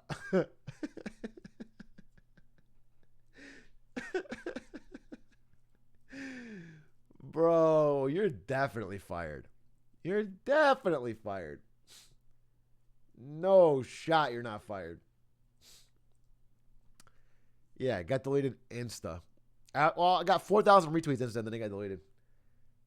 So, you know, I guess win for that guy for going out in style, but definitely a big fail.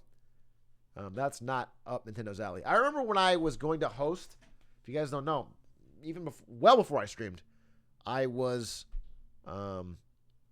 through luck and pluck, asked to host the Pokemon 20th anniversary stream on Twitch, the official Pokemon channel /Pokemon. I was asked to host it because someone else had dropped out, and they asked me to host it, and I hosted the Twitch Weekly show at the time. So, no, on twitch.tv/Pokemon. It was their official 20th anniversary stream. They were celebrating 20 years of Pokemon, and I was a host. And They asked me the night before the stream because they needed someone quickly, and I worked at Twitch and I was available, and they were hosting it at Twitch HQ. And that's how I got this, by the way. It's how I got this guy. I stole this from the set. This guy was on the set, and I literally yoinked him. This is a true story. I have him ever since. But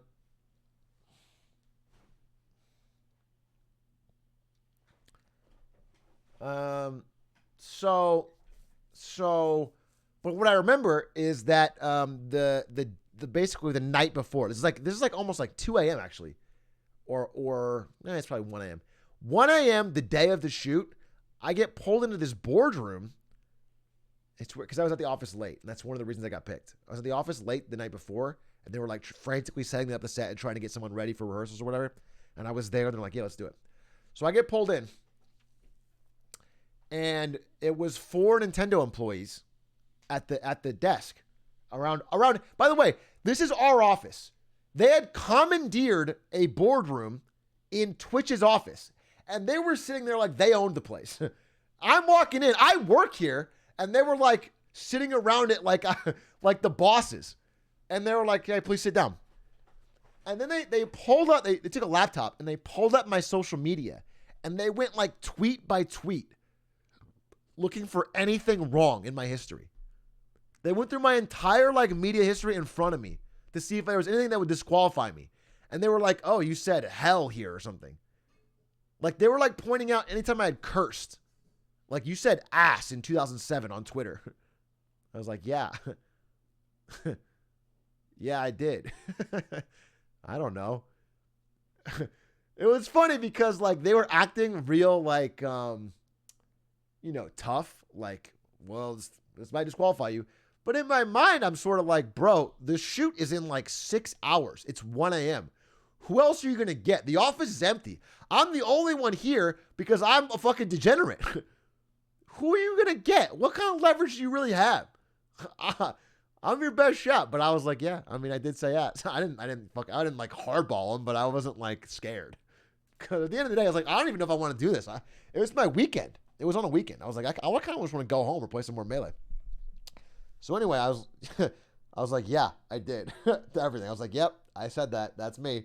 And eventually they're like, okay, well, you're going to want to be careful with any tweets around this event. Okay? Fine.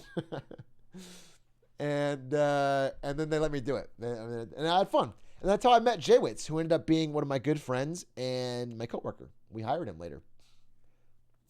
What did Connor say?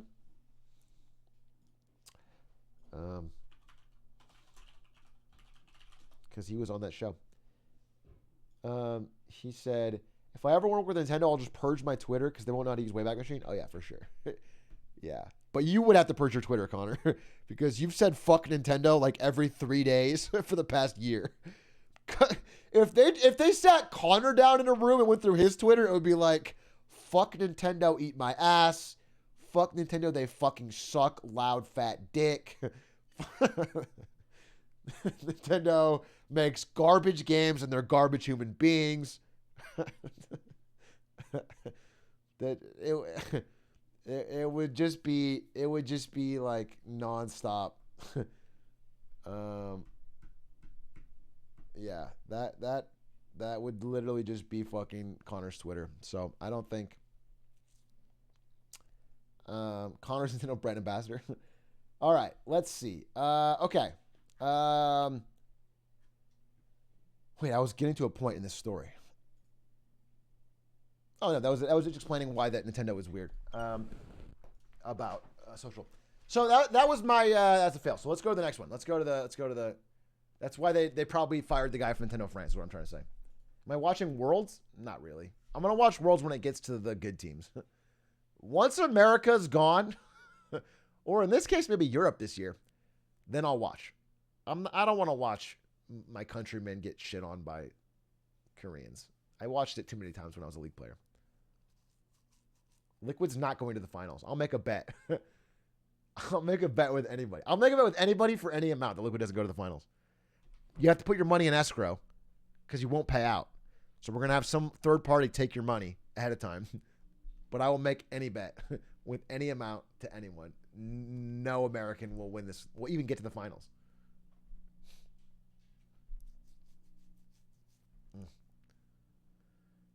All right. My next win. So I did 2 wins, 2 fails. Let's talk about... that was 2 fails. Let's talk about a win. So this win, I remember I showed you guys some 3D shit. I don't know if you guys remember some 3D advertising billboards. A 3D in Korea, a 3D billboard with like a lion coming out of the screen. Well, they've one-upped it by bringing the one thing that make ads better. Fortnite and Balenciaga.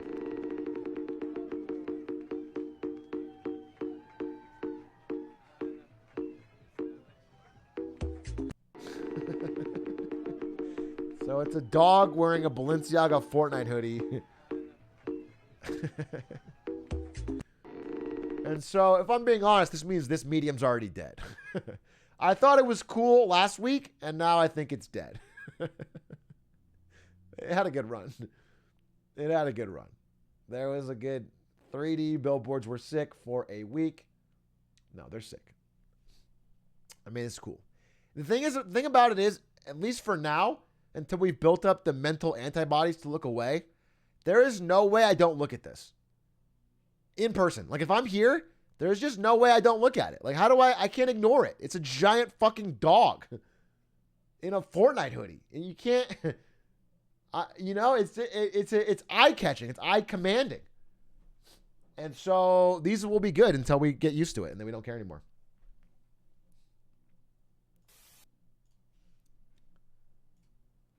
When did fashion become plain hoodies with a logo on them? Fashion is plain sweaters with the logo of a failed, scammy banking company from the early aughts. That's fashion.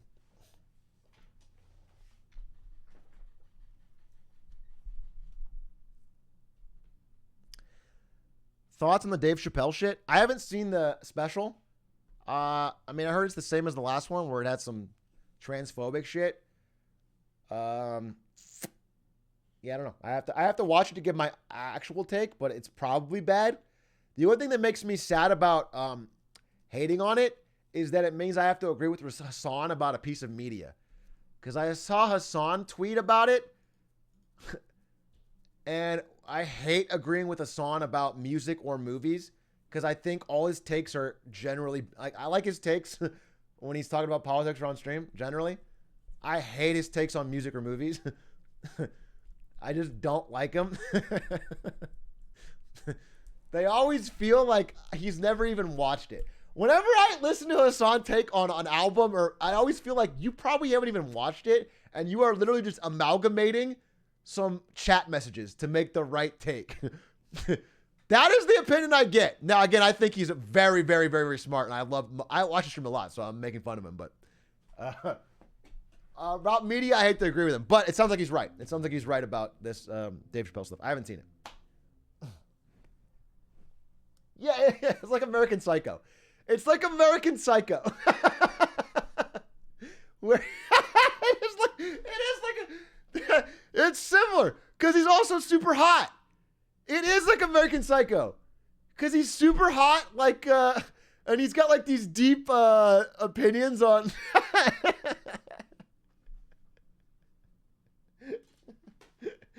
That's pretty funny. Again, I haven't seen this special. Not even more to it. And I generally, I like to give comedians more leeway. I think you got to give people flexibility to make jokes that might skirt the edge, but I don't know. I don't have a hard take on it because I haven't seen it. But from what the clips I saw, whatever, it looked bad. But there could be context I'm missing. All right, that's not my win or fail though. Let's go to the next one. I want to show you. This is my favorite. This is not. I was gonna call this a fail, bro. This is a win. This is a win. This is a massive win. This is a massive win. I was gonna call it a fail. This is a dub. It is genius. It is, of course, the new esports line of clothing at Walmart.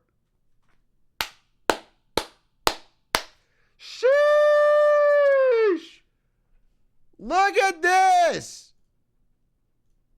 Let's get a full zoom, baby. Esport. League of nothing. Just League of. SX 360. ESX 360. Esports Proware. Random kanji. I don't know what they say. Nothing will tell your friends that you fucking love gaming and you're cool as shit than getting the new ESX 360 line at Walmart. So, again, I was going to originally make fun of this and call it a fail. And then I was like, is that just classist of me? Like, if I was a gamer kid and shopped at Walmart, I would get it. And then I scrolled up and saw they're $60. They're $53 to $60. What the fuck are you talking about? That's not for fucking kids that can't, like, buy a 100 Thieves hoodie or something. Like, you can get a Team Liquid hoodie for cheaper than this. This is fucking way too expensive. So now I'm back to making fun of it again. But then I thought about it again on a third level, and I was like, wait, these are kind of ironically dope. It's like, yeah, you could have a Team Liquid hoodie, or you could have the ESX 360 Walmart hoodie, which is actually kind of gangster. And so now I'm back on board as a dub. This is like the coolest. I mean, look at this one, dude. The red.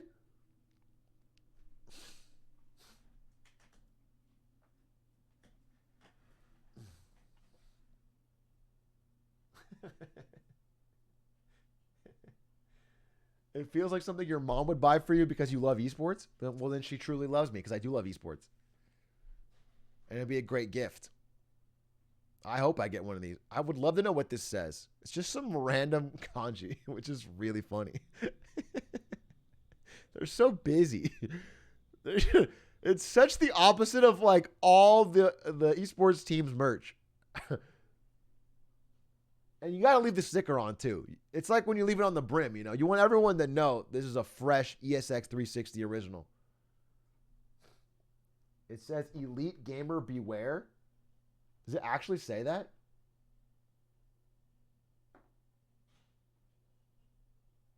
Oh. Because that would be fucking sick. It says literally nothing. That's badass too. It says nothing. Gibberish. They literally just put a bunch of random kanji on there. That's so sick. Famed esports nation Japan. Hey, babe, do you have any idea what this says? Do you have any idea what this says in Japanese? This is the new esport lineup of merch at Walmart. And it has a bunch of random kanji. Well, it just has one Japanese, right? It said... What? It might be gibberish. Chat's saying it's probably gibberish. It looks like gibberish to me. When I got a tweet from Slime. What did Slime tweet? Oh, it's right there. Wait, he got it!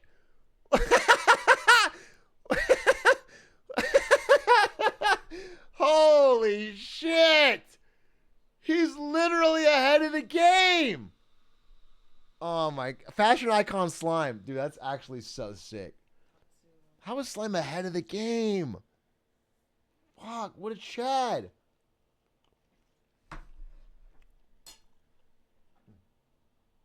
was your bone? Sorry. Damn, what an absolute Chad. I gotta like this. Prepare for the future. Alternative.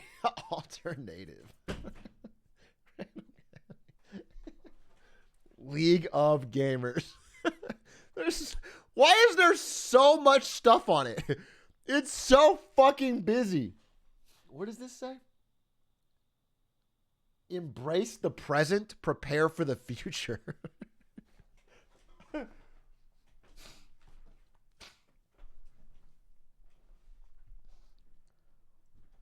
For the next Bros vs. Pros, we should all get matching ones. Not a bad idea. It's not a bad idea. Anyway, officially gangster, proven by Slime. Yeah, they're just drippy as hell. So that's a big win. That's a big win. And now I only have, I think, maybe one more or maybe two more. What's this? Oh. Okay. Not all of them are marketing related. I just thought I would include this one. This is a win. No commentary necessary. Let's all watch this, and if you think it's a win, spam W, and if you think it's a loss, spam L. Okay? I think it's a win, but your call.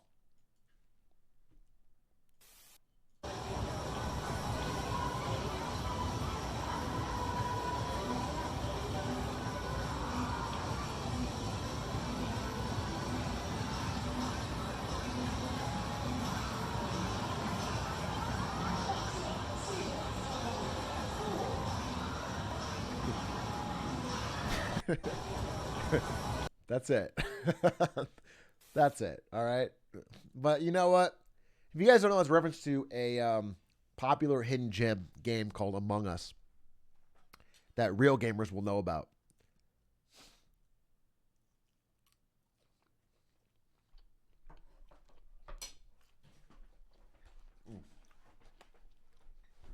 Yeah, if you know, you know.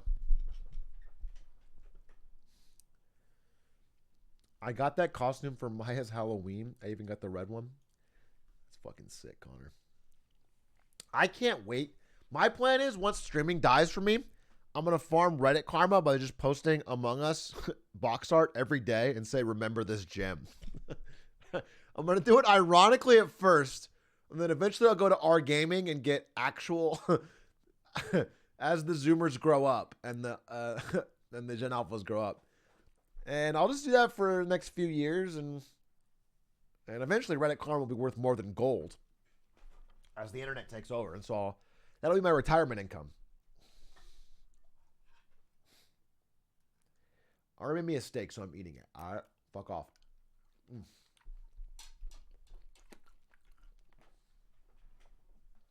Oh, it's good.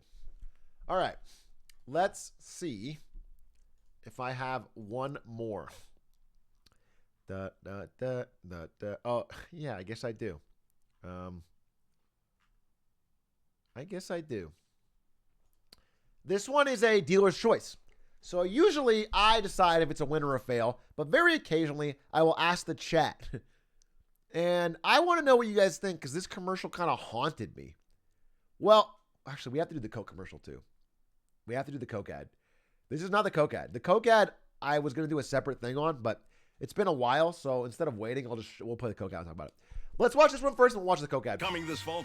This one is the Seinfeld ad on Netflix that I thought was so odd. So we'll watch it first. Netflix, Seinfeld. It's must-see TV like you've never seen it before. Inspired by the wildly popular Lego set model. It's Lego Seinfeld. He's blocky. He's stoppy. He's one half real organic matter. He has sea hands. And he's every bit as funny as his human counterpart. I am the human counterpart. They shrunk me down. Quiet. I guess I'll have cereal. His milk never spoils. Like, why? His pants clean in one wipe. I don't know what this is. What are we selling here? Oh, sorry, Jerry. You have no say. We bought the series, and we can do whatever we want with it. And you. But I don't want to be a Lego.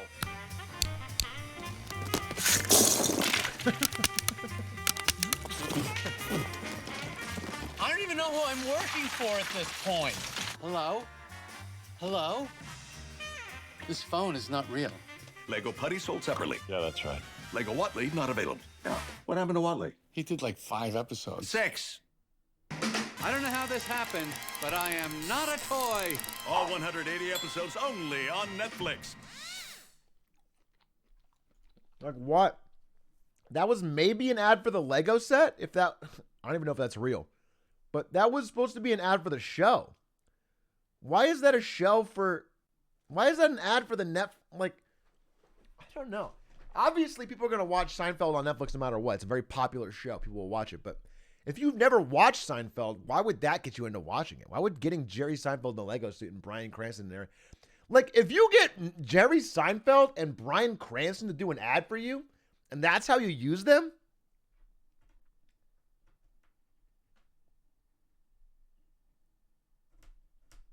I don't know. To me, it felt weird, but I didn't hate it. Like, it wasn't like I was like, oh, that's an awful ad. It was just like really weird. It was an odd choice for me, and I don't know if it was effective. But also, I've learned to not bet against Netflix. They have great marketing in general. They've done a great job.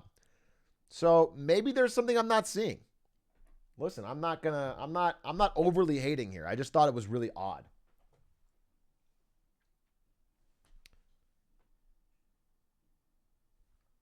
Can't wait for the Lego Laugh Factory set with a Kramer minifigure.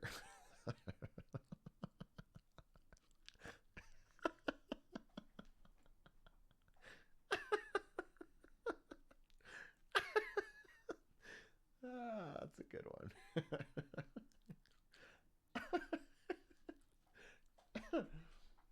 That's a good one.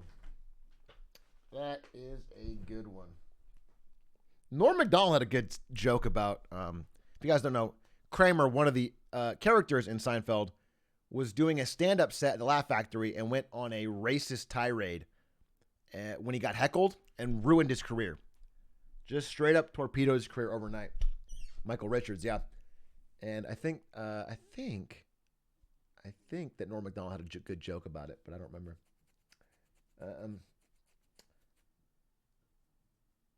Well, the character did. I'm sorry, the actor did. Kramer remains a character in a show.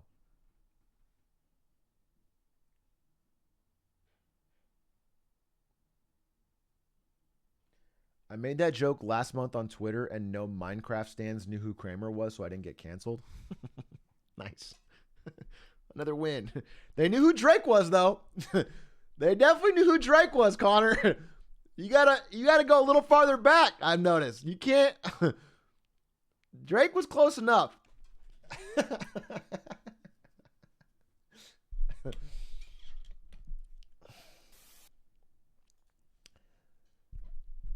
All right. Let's do the Coke ad. All right, so this is the final one. And I have a bombshell for you. Everyone's been tagging me in this Coke ad. They've been telling me to watch this Coke ad. I thought it would be funny if I live react to it on stream. So despite the fact that it's been many, many days now, I swear hand to God, I have not watched this ad. So I'm actually going in blind. I was going to try and do a whole thing where I watch it but it's too late to make it a major marketing Monday. So I'm going to watch this extremely talked about Coca-Cola ad and see if we can figure it out. It's called Real Magic. It's about a minute long. And it's been called by some to be one of the worst ads of all time. Let me get one more bite. The real contest will be, is it worse than the iconic Kendall Jenner Pepsi ad?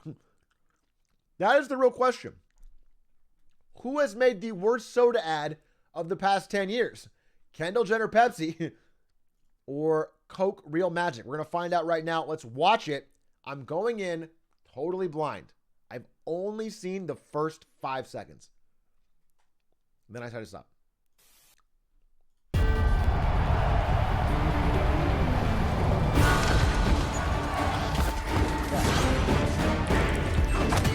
Sports Arena. They're playing. Oh, God. I'm going to go through this as I see it. I'm going to be a pausing Peter here real quick. I want to see what I got. So, right off the bat, we've got 3 unspecified hosts. Kind of looks like Dash. At a stadium filled to the rim with fans. They are playing... I don't know what this is. A futuristic orc fighter? They're playing Lord of the Rings for the GameCube? Single player game? Like, what the fuck? They're playing Raid Shadow Legends?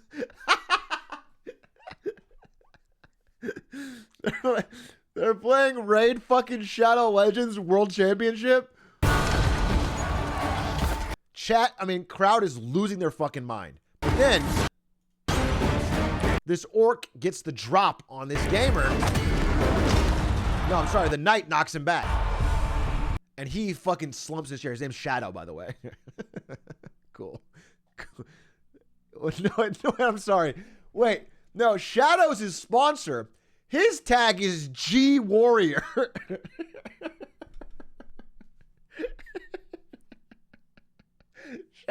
Shadow's the sponsor. But of course his name is G Warrior, which is fucking gangster. That's cool as hell. This guy goes, oh no! I can't imagine. The orc got knocked down in the knockdown animation I've seen 4 million times if I watched this game actually. So he reaches over, and this fucking fully realized Unreal Engine 5 ray tracing on graphics of the orc crying during a multiplayer match. And he cracks a Coca-Cola. Oh, yeah. And then the Coca-Cola, which is 85% sugar, enters his DNA and somehow buffs his character.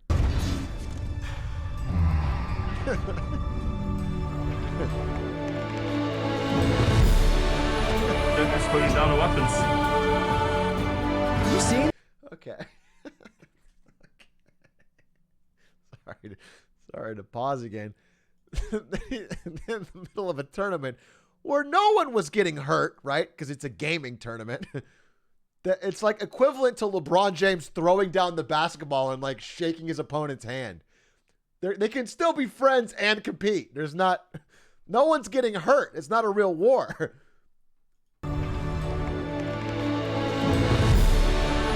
Just putting down the weapons. And then this commentator is dressed like he's about to rob a convenience store.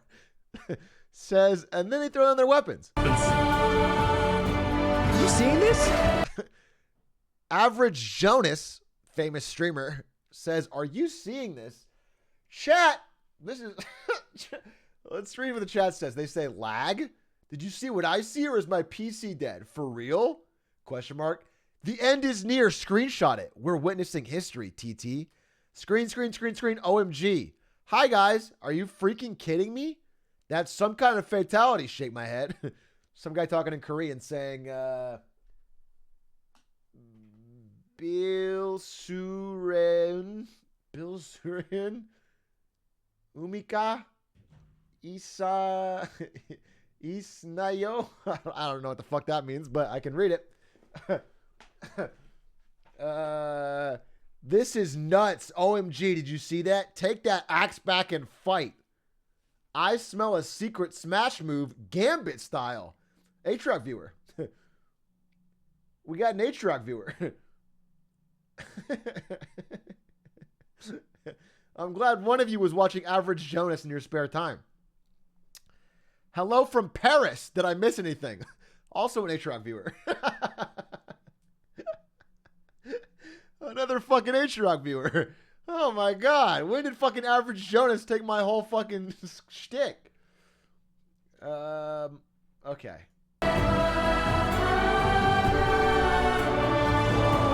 Wait, and then go back. I'm sorry. There's a lot of details. And then this guy in the crowd is taking off his mask? Was he wearing like a luchador mask? Why is he taking off his mask?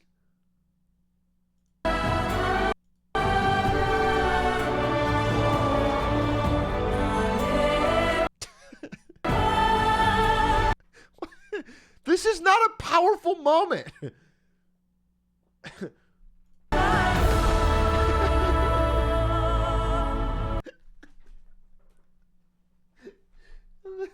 Everybody in like some subculture around the world is all watching the Raid Shadow Legends tournament on their phone and is like clapping and crying because the match was stopped.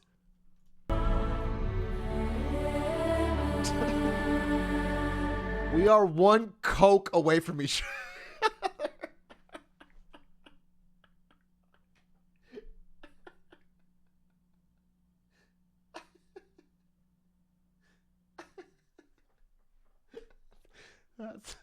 That's a fucking tagline and a half.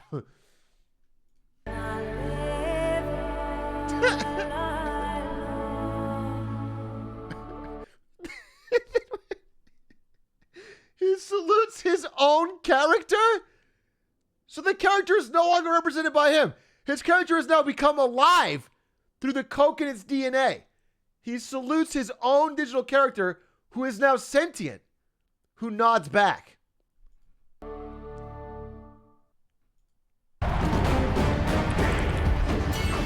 Oh, that's the Russian version. Let's go to the website, coca-cola.com/real magic. Excuse me? Is it down? Did I?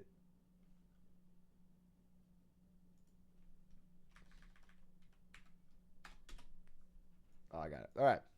Welcome to the Real Magic Code Hunt. Codes have been hidden in our story. Some are easy peasy. Some are wicked hard to crack. They talk like Bostonians and Goodwill Hunting. That's how gamers speak. Gamers, the gamer slang nowadays is exactly like Bostonians in fucking the late 90s. Have you found him already? Wow. Average, you can get a 60-minute gaming session with Average Jonas. Wait, is he a real streamer? Is he a real streamer? Average Jonas.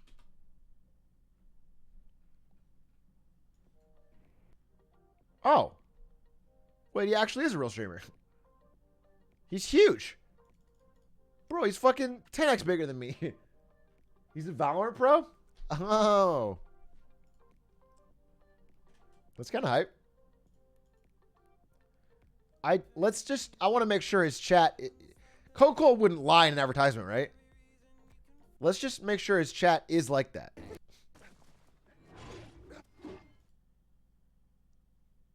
Let's just see if his chat is like... I guess it's not that different. I'm not seeing anything crazy. Oh, no. It is people coming in nonstop when he's playing Battlefield and saying thoughts on this game, which is what every time you play any game, any new game, chat will come in and ask it every 30 seconds on a dime over and over and over and over and over. And then you tell them the answer and then they do it again. But that's not too big a deal. He also calls his chat the Shroud Waiting Room, which is funny. Maybe Coke wasn't too far off.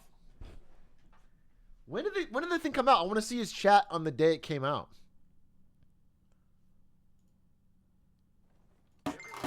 Basically, I'll be fighting with. I'm just skilling it up right now. But yeah, basically, I'm just fighting with the axe.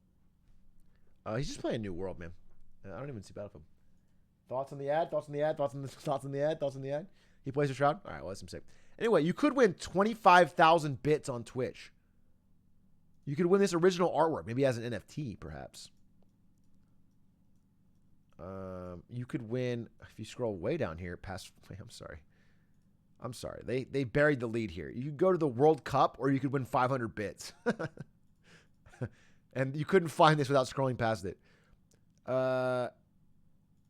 Maybe I could win this 1 hour gaming session with Average Jonas. And then I would be able to hang out with him and Shroud, become a big FPS streamer. That's always been my goal, because you guys know my real passion is FPS games. Like, I love marketing, sure.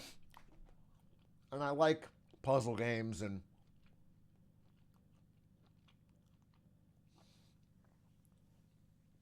I like Hitman, I guess. But what I really love is just being cracked out at FPS games. That's my passion. Extended version?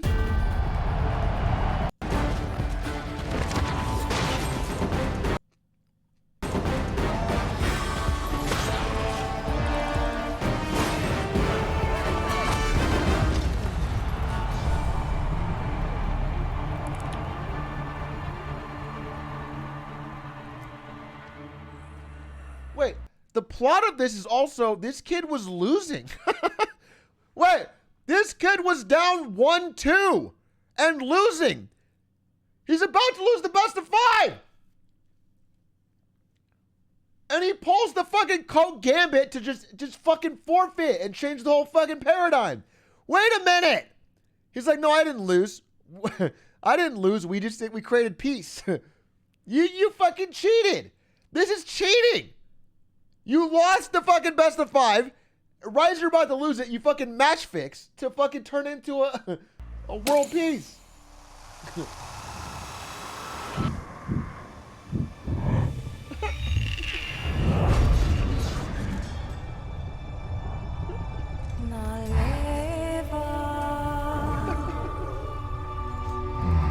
I don't know if you guys noticed that.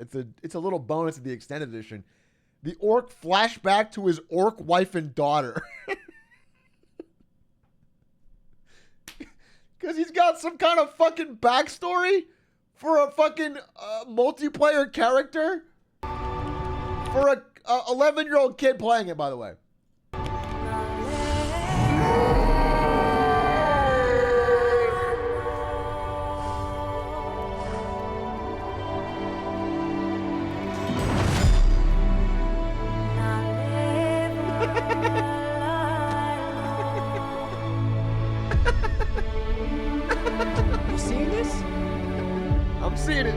I'm seeing it, Edward Jonas. I'm seeing it. Putting down a weapon.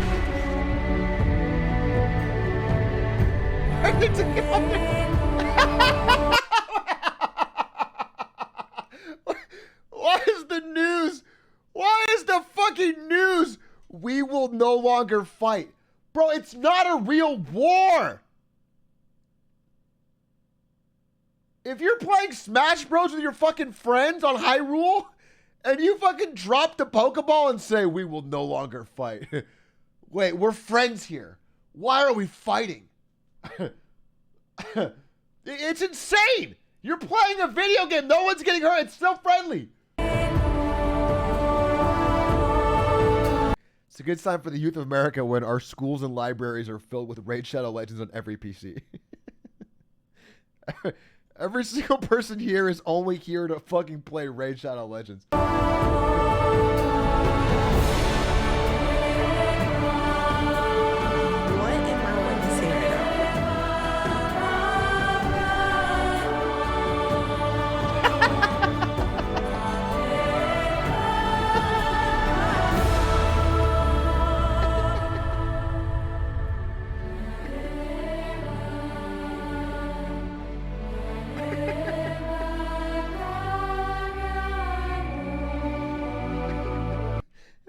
Funny because the marketing team for this at Coke is like probably exclusively 43-year-old white guys. It's probably like exclusively, you know, mid-40s white guys, and they're like, this is what gamers love. This is what the youth love.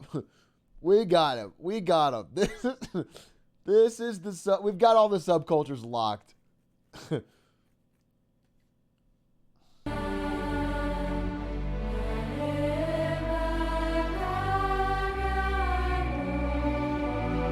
What's crazy is how right they were. True. They nailed it.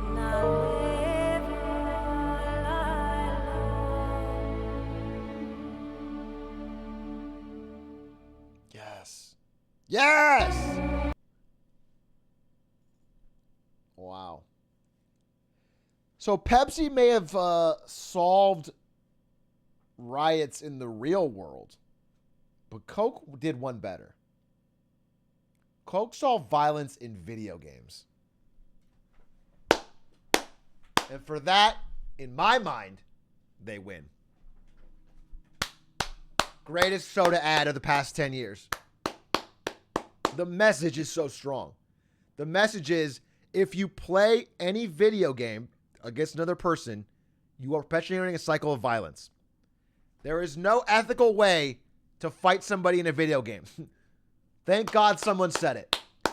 Thank God someone said it. Toss your axe down. There is no ethical gaming. Finally, you said it! Will you stop playing fighting games? No, I'll play them, but I'll only use the grab button and call it a hug. So I will never punch in a fighting game again, but I will grab and say I'm giving them a handshake or a hug. And that is my doing my part. to help spread Coke's message.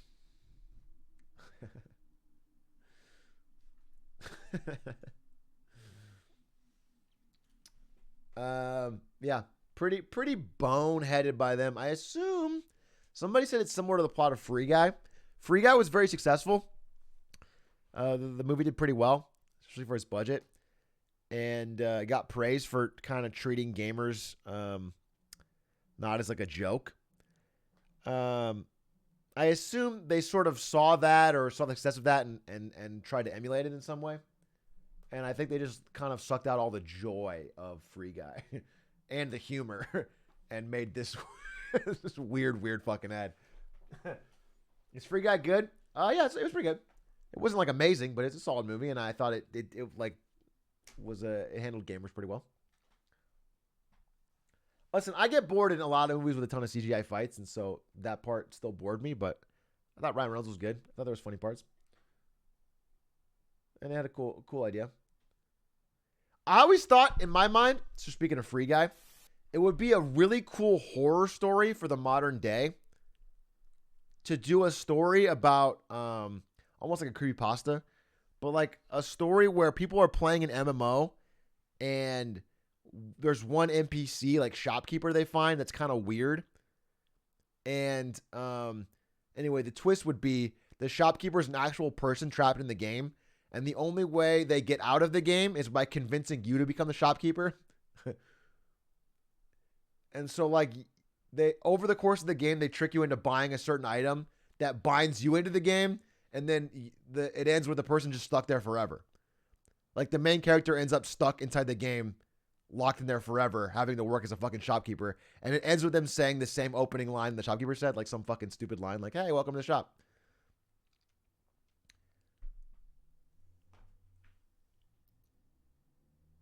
That's literally Spy Kids? No, it's not. That's not literally Spy Kids. I think it's creepypasta similar to that, but I think that would be a dope movie. I think that would be a really dope movie. Yeah, and the shopkeeper gets their body, and then they leave and they go enjoy their life. But you only subtly get hints that there's things wrong. No, it's not. That's not literally the Wolf of Wall Street, right? Because the Wolf of Wall Street's a little bit differently because it's about Jordan Belfort in the 80s. Creating a fraudulent Wall Street company and pump and dumping stock. So it's not really about a shopkeeper in a video game, right? So it's a little bit differently.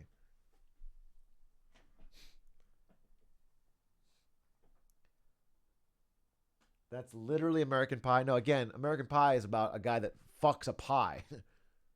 So that's not what I described. Was more of a game with a yeah, okay. I get all right. Yeah. No, you guys are all right. It's literally every single movie that's ever been made. So, you know what? Don't even worry about it. We don't need to make it because it's already been made. Anyway, my final verdict. This ad was terrible. But I liked it more than the Pepsi one because they mentioned gamers. And I'm a gamer, so I feel heard and I feel seen. And I will be purchasing a large volume of Coca-Cola soon after this. Let me get a little bit of time to eat here. Let's fucking chill for a second. Is there anything I put on? And then we'll talk about the Twitch leaks a little bit. See if there's anything new to mine from that nugget. And then I'm probably going to watch vids. Yeah, video essay. I kind of need to eat. I'm hungry as shit, and this food's getting cold, and it's good. Let's see if we got a fucking cool vid we could all watch. How about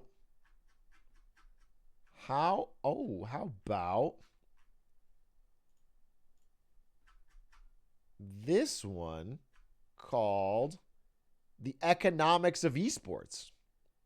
Ladies and gentlemen. Is this interesting? Could be right up our alley. Because we just watched the Coke video. Let's give it a shot. We'll start it off. The true economics of esports is they make no money, so we'll see. There's no... Outside of maybe 100 Thieves and Team Liquid, Almost all teams are literally bleeding money, bleeding investor money. So we'll see. Way anyone beats him, your Fortnite World Champion, Booga!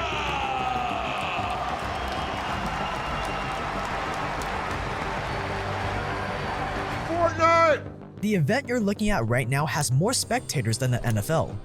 But instead of a traditional sport, this is a Fortnite World Cup. Yeah, that Fortnite. Your world champion! Boom! Bro, that's not true. It's already a lie. I'm sorry, this video is already kind of... No, Fortnite did not pass the NFL in spectators. The top viewed shit squeaks out the NHL. We have absolutely not passed the NFL. It's not, esports is not there. And esports counts like a lot of like shady web metrics that are often double counted, and real sports uses Nielsen ratings, which is more accurate and based on actual viewers and TVs at homes. So when people say World's Finals beat the NBA Finals, it's basically lying. It's basically lying. Because they use, listen, in the terms of where it matters, which is like advertising, NBA Finals is seen by like thousands of people in homes, actual people, human beings. And the majority of when they say World's Finals gets more viewers, it's like, it'll be like, we got 19 million viewers, 2 million from the entire globe, 17 million from China. And Chinese viewership on streams is notoriously inaccurate. So it's not, they never, ever, if you actually break down the numbers, it's never like actually close. I just want you guys to know it's never close. And again, if you're getting a ton of viewership from a lot of different countries, it's not very good for advertisers. Because if I'm advertising a fucking car or something, I want to be able to know that I'm hitting mostly people in the country that I'm selling the car. So at the end of the day, again, esports is not quite at that level yet, but it's growing. I'm still supportive. I'm just saying people try to overstate it too early. And the kid you're looking at right here, he walked home $3 million richer. His name is Kyle Booga Giersdorf, and at 16 years old, he won the solo Fortnite finale, turning him into an instant millionaire and an overnight celebrity. $3 million. That's drop everything and retire right now kind of money for a 16-year-old gamer. Congratulations on winning. This is the trophy right here. Do you mind if I bring it up? That's good. Wow, it's actually really heavy. Look at this. Right there. But today, he still plays Fortnite 6 hours every day and is signed to an esports organization called the Sentinels. Today, becoming a millionaire from playing video games isn't just a reality, it's becoming more and more commonplace. Why is that so? Because gaming culture has become the new pop culture. You can't be a kid and not play Fortnite. And with more than 2.4 billion gamers around the world, it's a cultural force unlike anything we've experienced since the creation of TV. Competitive video gaming has become a multi-million-dollar industry, but as Errol Barnett learned, embarking on an esports career comes with plenty of risks. It's been a big year for esports, yes, with championships for titles like Fortnite and Dota amassing record price pools as the industry continues to take the world by storm. This is a bigger new industry than marijuana. Absolutely. And that's why the gaming industry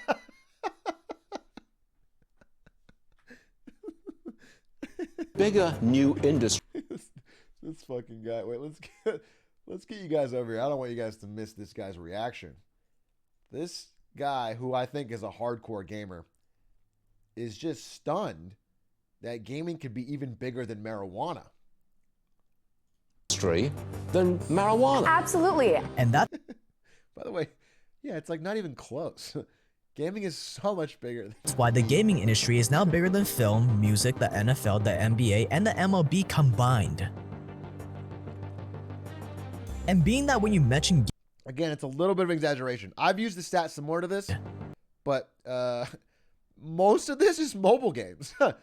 I just want you guys to know, like, if you cut out, like, gacha game payments, it's like this, we're chopped. We're chopped, like, so much.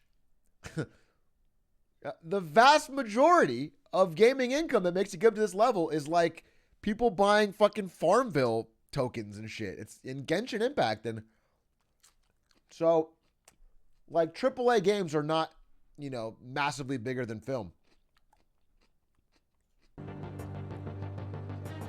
And being that when you mention gaming to the average person, they imagine none of this, that means that it's only gonna go up from here. Hollywood and every sports league out there should be trembling right now. This is the insane growth of esports and electronic athletes. Part of a series on our channel we're gonna start calling New Money.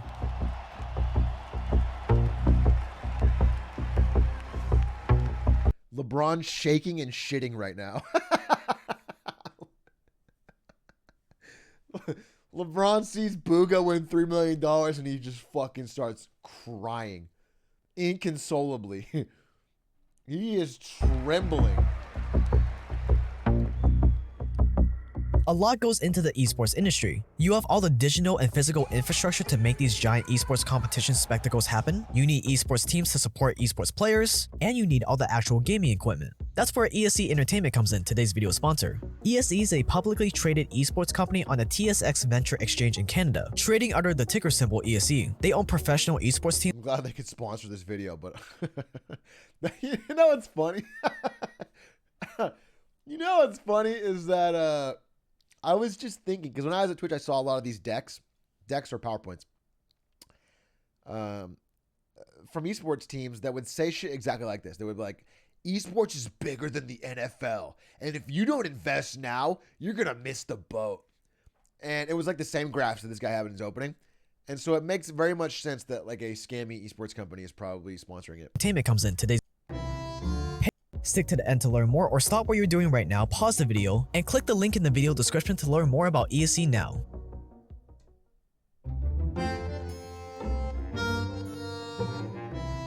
Paid athletes are nothing new. Some of the highest paid athletes like Conor McGregor, Lionel Messi are worth millions and make over $100 million a year from their salaries, bonuses, sponsorships, and other naming rights. But it wasn't always like that. In the late 19th century, some of the most famous soccer players around were also full-time coal miners. So what changed? When did athletes... Just like streamers nowadays, you know? Like sometimes a person like me, one of the best streamers in the entire world, bar none, is also like a full-time coal miner, essentially. My job is probably harder than a coal miner because I have to sell GPUs, which is really difficult. So like I have to put in the grind every day and then also get online and just like change the paradigm of streaming. It's really tough. And that's why, and I'm still only 1330. Insane. Athletes get so rich. It all started with the introduction of the television in the 50s. It freed sports from being watched by a few thousand people in a stadium to being watched by millions of people on a screen. And it didn't take long for athletes to start capitalizing on this exposure. Just a few decades later, athletes like Patrick Ewing and Michael Jordan were making millions every year. Pro athletes became legends. And sports like football and basketball. Who? My uncle? Patrick Ewing, my uncle? Basketball brought with it an almost cult-like following of die-hard fans. And then came the rise of video games and the advent of the gamer. The very first video game patent on record was in 1948 for a missile simulator game, based on the radars used in World War II. This invention gave rise to the creation of classes like OXO, Tennis for Two, and Space Wars, all which were made in labs and never really available to the public. Ralph Baer, the father of video games, was the first person to bring video games to the home with the release of a console called Odyssey that I remember I played Ralph at Pong when he first unveiled it, and I beat his fucking ass. I cooked him. And he said video games were a mistake. He was so excited. So Ralph showed up at my house, and he was like, bro, I just invented this new game called Pong. I was like, let me try it. I grinded it for 3 hours, and I beat his ass. So I waxed him. And he said video games are a mistake. Next day. The true story. With the release of a console called Odyssey that allowed you to play these games on your TV. Around the same time, Atari was born. These early video game consoles led to the creation of arcade games like Space Invaders and Pac-Man. Both games recorded high scores and are often seen as the earliest forms of esports, the esports Big Bang if you will. Even though arcade games were popular and addictive, the real change came when companies like Nintendo, Microsoft, and PlayStation revolutionized gaming with the creation of DVD consoles. This paved the way for the style of video games we all know today. As the gaming industry slowly evolved and matured, it brought with it the emergence of the first ever pro gamers and esports events. In 1985, Billy Mitchell was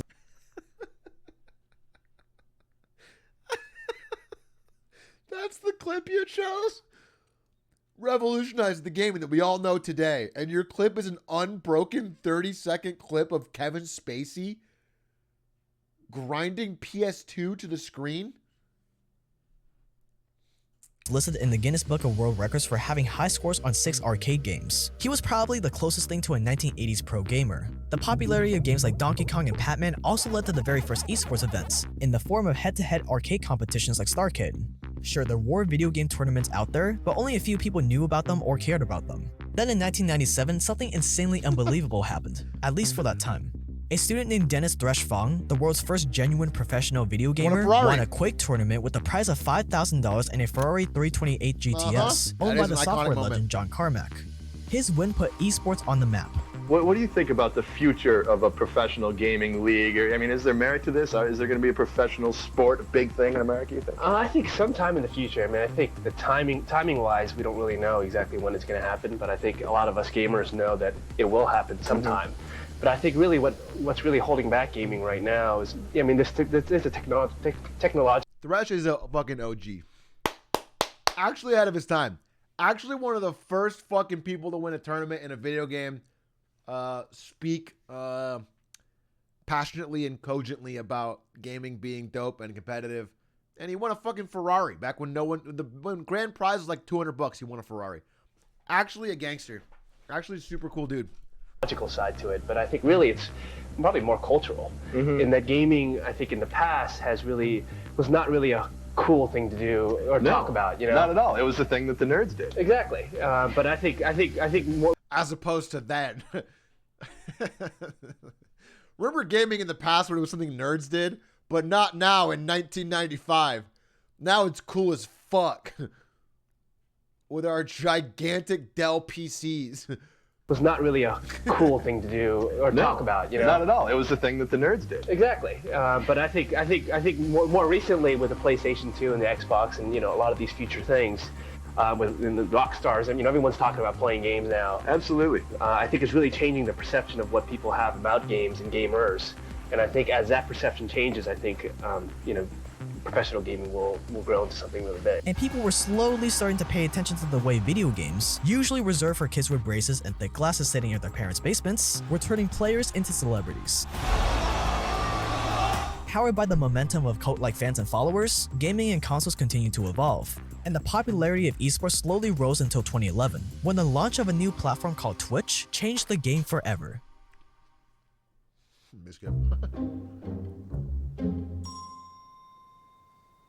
For those unacquainted, Twitch is kinda like YouTube, but for gamers, it lets people stream their gameplay and their reactions as they play. But the idea behind Twitch started out very differently from what it is today.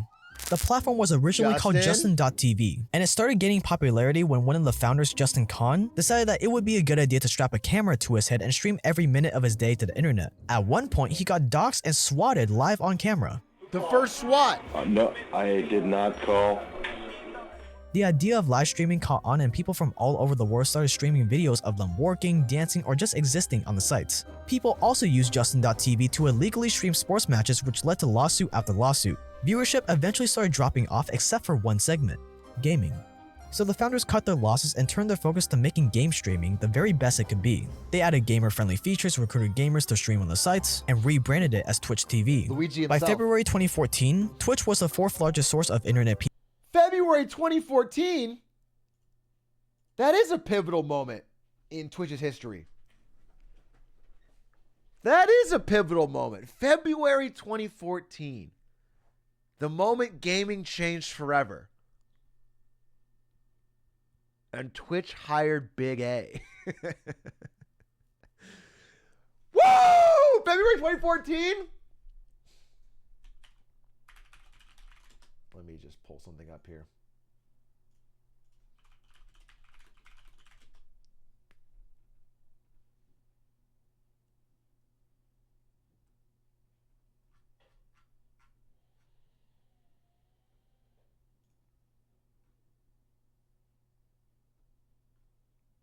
Oh, what a terrible tweet. Okay, I'm trying to find the actual... Wait. Where's my fucking actual tweet? Wait. This is so bad. Oh my god. Oh my goodness, great. I don't even want to show this. This is why I don't tweet. Because I don't want to have to look back and be embarrassed. Hold up a second. Let's see if I can find a better tweet from that day. I must have another. I know I had one where I took a photo. Wait, just hold. I'm scrolling. Just hold. I'm almost there. I'm in 2015. Hold. All right, now I'm in 2014. Hold. I'm in July, almost February. Hold. There it is. There it is. Wait. Okay. Okay. Fuck, I can't find it, but here it is.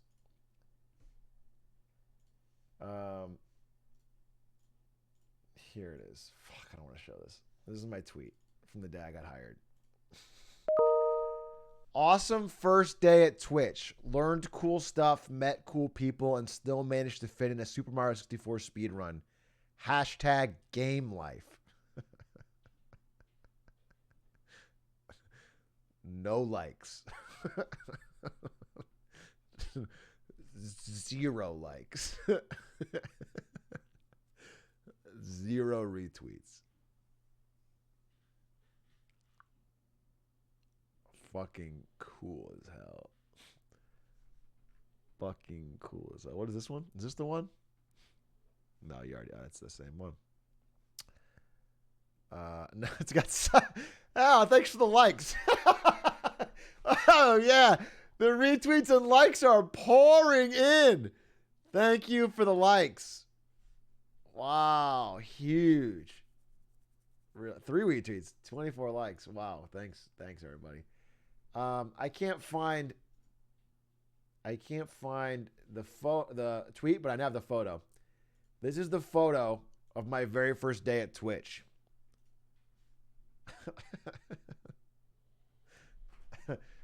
Wow. Wow. What a cool dude. What a cool dude. Bro, I think I look... I mean, that was 21, 22. Actually, I was probably 21, right? Because I turned 22 in April, so... where am I looking? I don't know. I took the photo myself. So I don't know why I'm looking off to the side. I took it myself. It's a selfie. Why did I look like I was fucking wistfully looking out the window? I don't fucking know, dude. It's a terrible fucking photo. God damn it.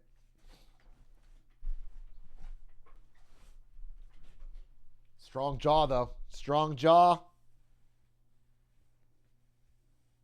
You look like Malcolm from Malcolm in the Middle. You know, like a fucking 12-year-old. That was also the last day I wore like a nice shirt to work. Twitch wasn't that kind of place, but I didn't know that because it was day one. And I wanted to present, so I wore this nice shirt. And then every day after that, I wore like a fucking raggedy ass gamer shirt and the hoodie zipped up every single day. Hairline is the same. I just have a massive forehead. I don't think I'm actually receding too much. I just think I have a big ass forehead. Also from the early days, this is like literally less than a month later. I went to the break room because I thought when I joined Twitch, I thought I was the best gamer in the world, like all around. I literally am so confident as a gamer that I thought I was the best gamer in the world all around. And so when I joined Twitch, I went to the Target next door, not too far from Twitch. I bought a whiteboard and I wrote down that I would take money matches in any game that was popular at the time. And I put it up on the wall in the break room. This is not a big company, by the way, so everybody saw this. Atrioc'S money matches. And I was like StarCraft 1 or 2, League of Legends, Hearthstone, Super Smash Bros, Mario 64, Civ 5. A Civ 5 1-to-1. I said give you 10-to-1 odds. poker or tower fall.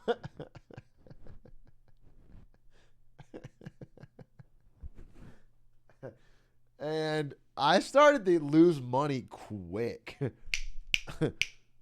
Because at Twitch, they, especially early on, they hired a lot of great gamers.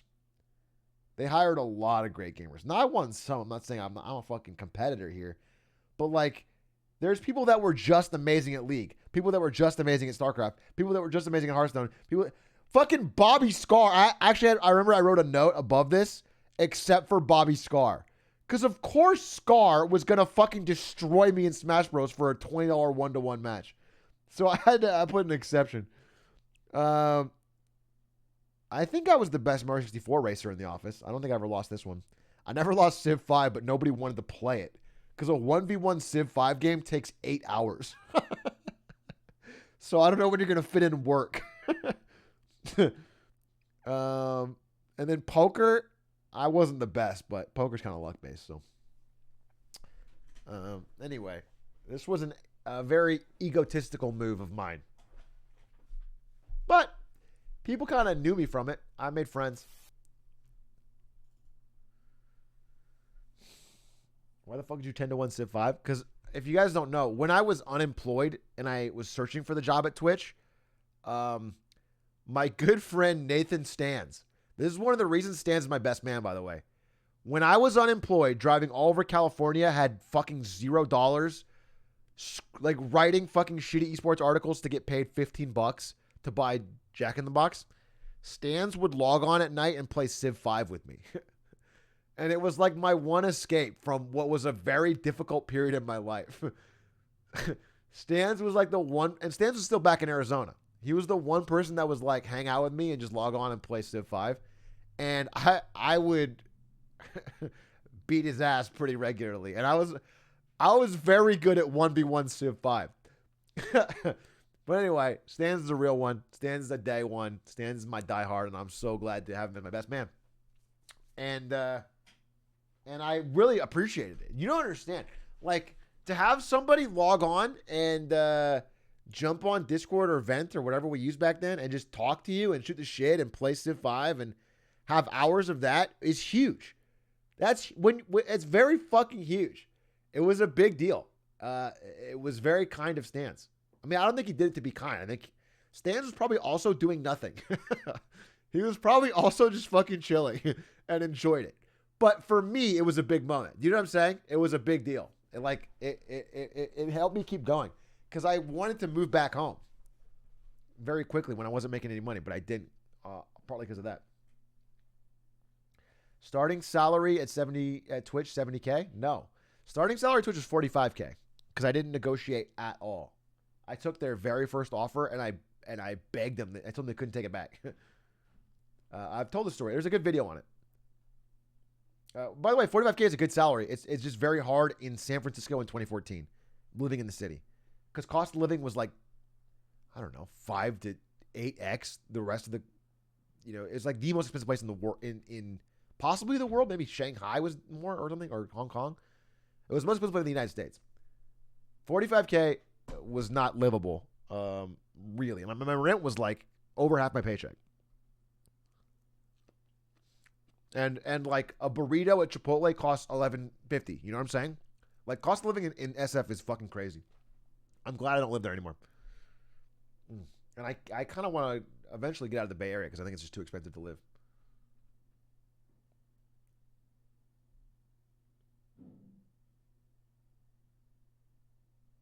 How much do you think to make Nat live in SF? I mean, you can always find a way to do it, but like, if you want to live with no roommate, I had to have a roommate. I had to have basically 2 roommates. Because when Ari came over, we split a room. And she paid her half. She paid like a quarter. I paid a quarter. And then our roommate, who was an engineer, paid half. Not a great deal for him, really, because he had to deal with 2 of us. Would you ever move back to AZ? AZ is so hot, dude. AZ is just, it's just so hot, and I assume it's only getting hotter. AZ is really nice at night and in the winter, but it's just like fucking so hot.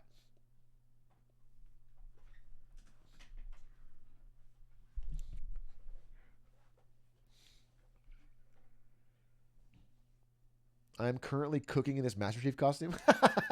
Yeah. I forgot who that's in AZ. Should have came to that card shop, who dat. I want to go back to Texas. Is Texas that hot? Is Texas super hot? I figured it was hot, but is it super hot? I guess it probably would be, right? Not if you live in Flagstaff. Yeah, Flagstaff is nice, but like, I don't know. Flagstaff? Is that where I want to be? I don't know. I mean, if I was a streamer, I could go anywhere, right? But I don't want to be a streamer. Or like, I don't want to be a full-time streamer. Realistically, I always want to be, for the foreseeable, like, for as long as I can see, I want to be working. So, if I wanted to keep doing jobs in games marketing, I got to be probably in Cali. Maybe Texas.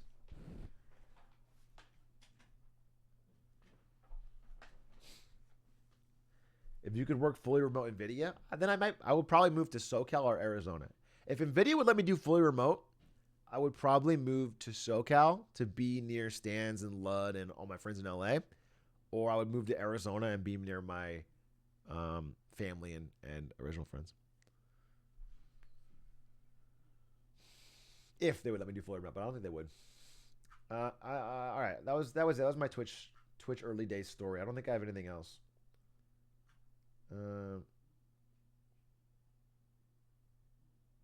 Oh, this is a funny tweet. I'm just looking at my old tweets where I mentioned Twitch. This is real. When I was, because I was employee 100 at Twitch. So I was one of the earliest employees and one of the first marketing employees. And I remember in 2014, April, a person came to the Twitch office, which was very small at the time, for the first in-person ban appeal. They showed up at the door, like knocking at the front. We didn't even have security at the time, and was like, "Hey, unban me." Like, I got banned. It's not fair. You know, and that was crazy. I think they had to get security after that. I wish I remembered who it was. I don't.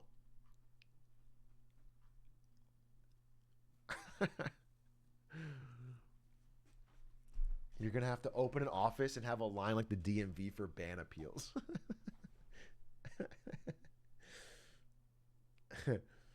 That's funny. That person was that person was Clint Stevens. All right. Is there anything else I can see from this early days of my tweets? Anything at all?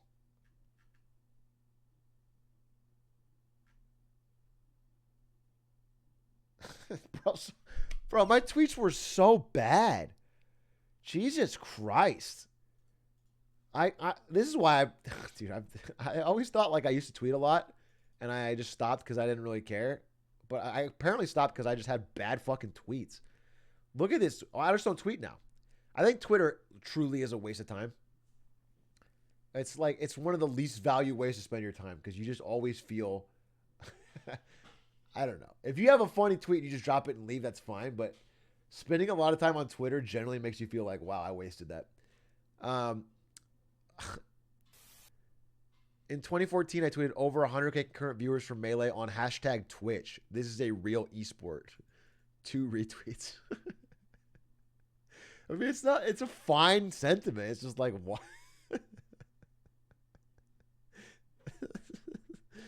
I don't know. It's just so funny. I'll give it a like. Oh, I can't. I'm not even logged in.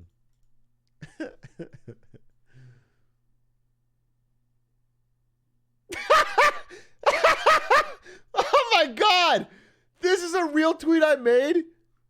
Is this Siglemic? Check out this sick crop work I did for the Twitch Twitter LOL. Hashtag Photoshop God. Hashtag literally got paid for this.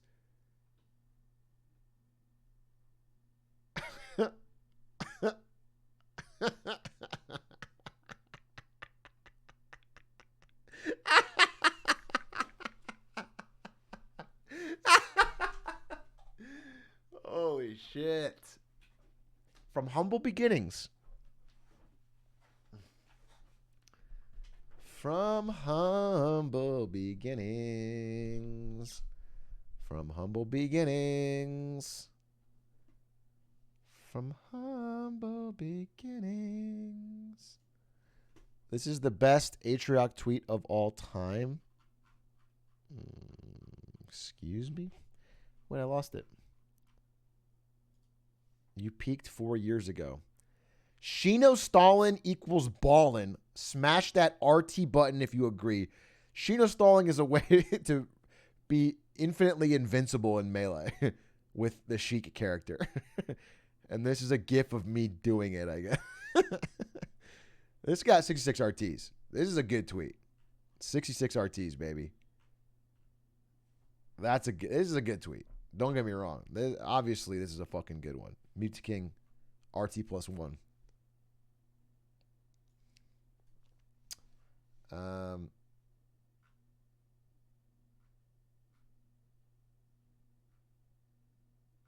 Let's see if I can find anything else. Someone made highlights for the Twitch Office Smash Bros tournament. Oh, it's private. Fuck.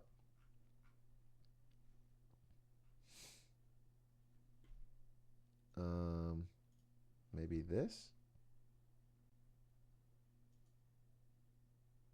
Oh, this is kind of cool. This is a Twitch all hands meeting where I think to demo a new, probably this is an early demo of the clips feature or something. We used the Melee clip of Pew Pew Pew. And everyone in the office got to watch. This is how big the company was back then, though. It was about 100 people. It was cool. They had this cool gaming mural right here. You can tell it's a tech company. Yeah, it's chatted up.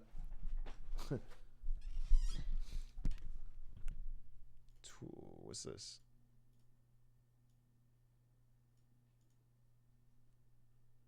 Oh. Hashtag Throwback Thursday, winning my very first Super Smash Bros. Money match versus Ben SW with the help from guys at TeamLiquid.net.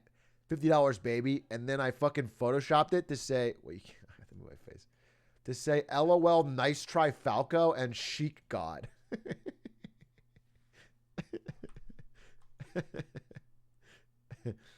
Thanks, TL. Bro, look at that Chad smile. 15 likes.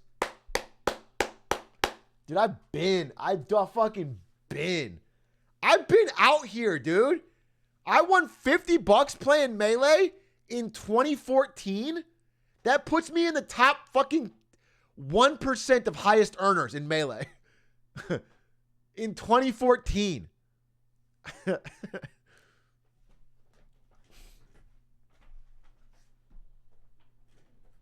And then, this is a new one.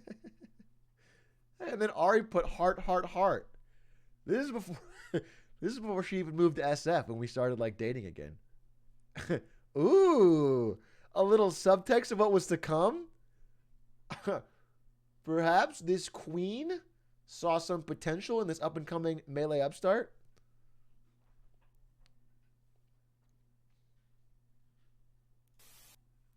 Yeah, she's a keeper.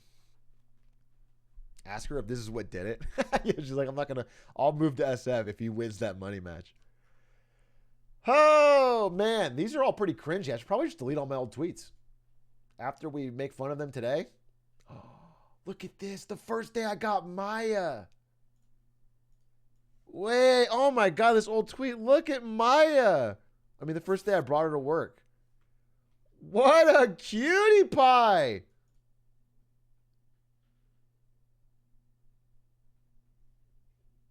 I remember she was so fucking scared of the Twitch office. She was just shivering at her. What a cute little dog. What else do I got in here?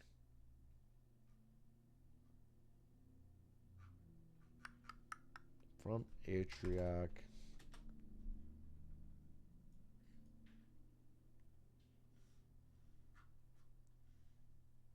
Yeah, I'm not going to find anything else. That was good, though. That was good. A good trip down memory lane.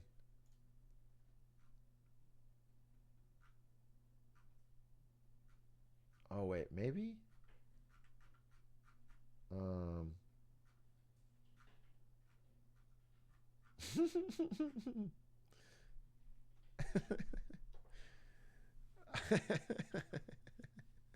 I can't.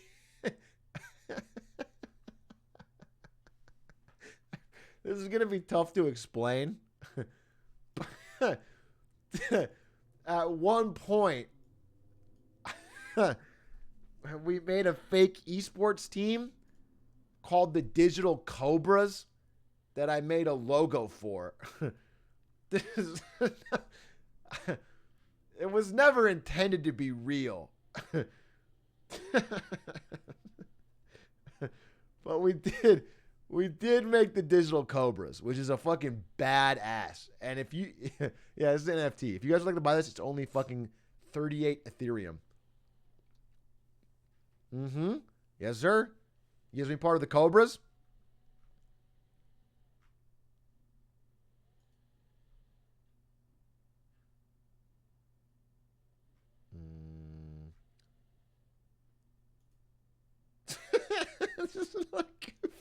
This is the first Christmas at the Twitch office. Fuck, I don't even like sharing this shit. It was ugly sweater day. Who knew that I'd be the world's best Michelangelo main just fucking 6 years later? Who knew? Who fucking knew, dude?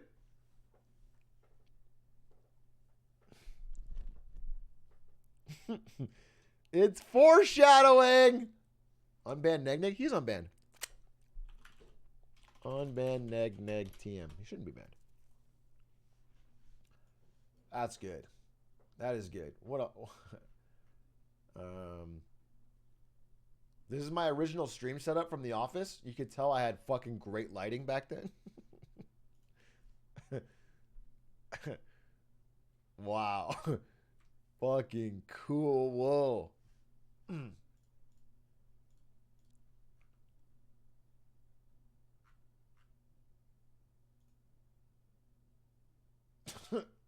I tweeted.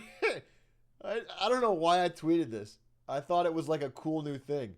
I tweeted Twitch chat is the best, and it was just everyone spamming Kappa,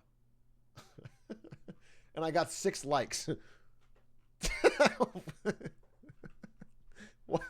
What was so cool about this? Maybe I should screenshot you guys and tweet the same thing and see if I get more likes. Twitch chat is the best. They're probably just trying to golden Kappa check, I assume.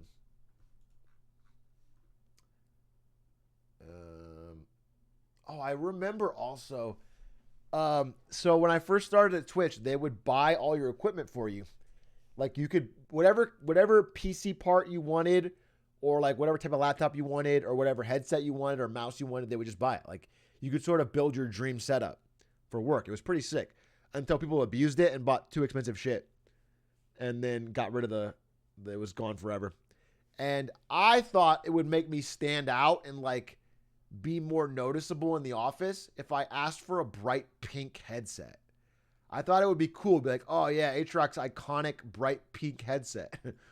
But it never really worked like that. But I do remember having it, and I was always wearing it, and you could see it sort of in this screenshot. there's my iconic pink headset. It was very quirky. Playing some League of Legends. If you'll notice, even back then, in the fucking inter-office games, they banned Fizz and Pantheon. Those fucks banned me from playing my champs.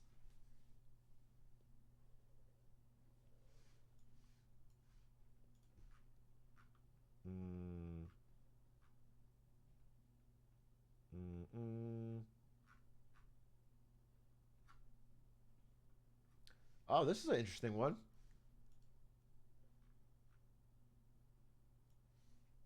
So Samantha Brown tweeted, "Sorry, I dropped my bag of Doritos brand chips." And then I said, "You have a future at Twitch." And then she ended up getting hired and is now basically my partner manager, the one who tells me I can't get a better split.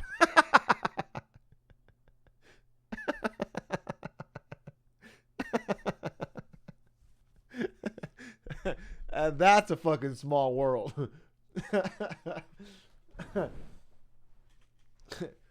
She's not really a part. And by the way, Samantha Brown is a fucking amazing person. She's actually so awesome. But it is funny that she's the one that like basically tells me that I can't. Just interesting.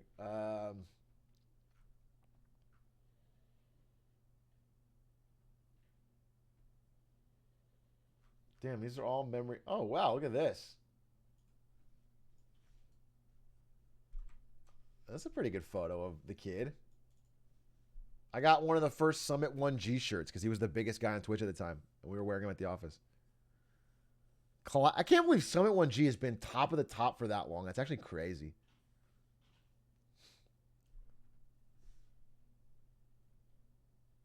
Probably the same jeans I was wearing with the Cloud9 hoodie a week ago or like this weekend.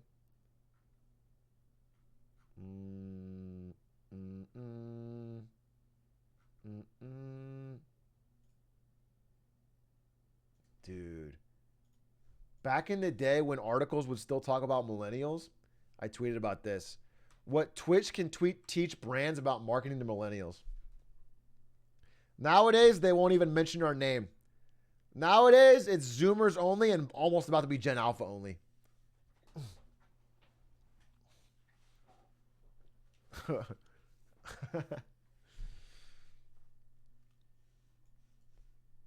All right. I think that's a good trip through memory lane. That was funny as fuck. I like all this old stuff. This was cool. If you guys don't know, Twitch Office, about halfway through, I was there, maybe 2015 or 16, added this legit arcade. Exposed brick, like a cool arcade room with all these classic, like NBA Jam and Street Fighter 2. That was pretty sick. You could play that. It was all free. God damn, I used to tweet like reaction GIFs and shit. God, this is so cringy.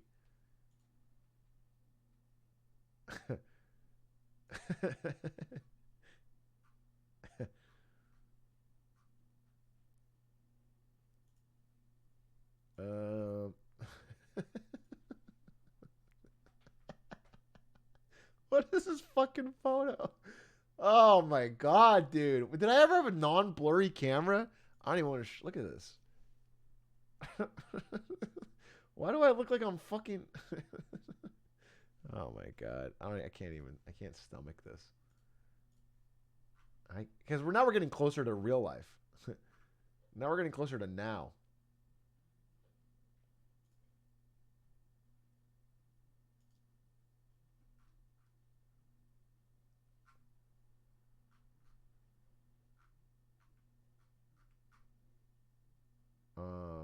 Picture of Toph.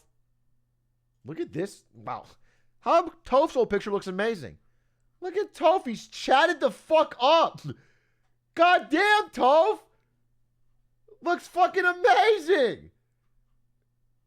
Looks Chad as hell. Leather jacket. Fucking squat up game controller. Comes up and beats everybody at the office. Sheesh.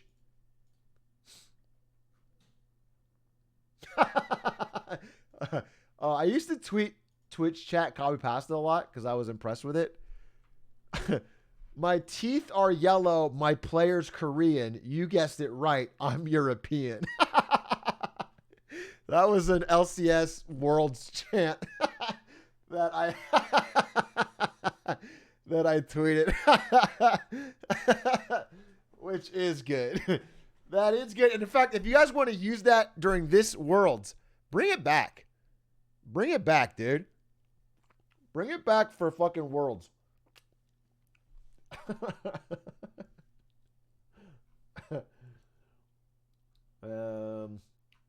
Oh, this happened in 2015. My background photo, or my offline photo. I had a show match on stage at TwitchCon that I won against this guy from Red Bull. Beat his ass, popped the fuck off. Had a bunch of friends in the crowd, either Twitch coworkers or my friends from Arizona who flew out to TwitchCon. They all went fucking nuts. It's the only time I've ever like won a match of a video game on stage, I think. No, actually, I never mind. I did that for League of Legends. But outside of that, Guys, don't spam it now because there's no Europeans here.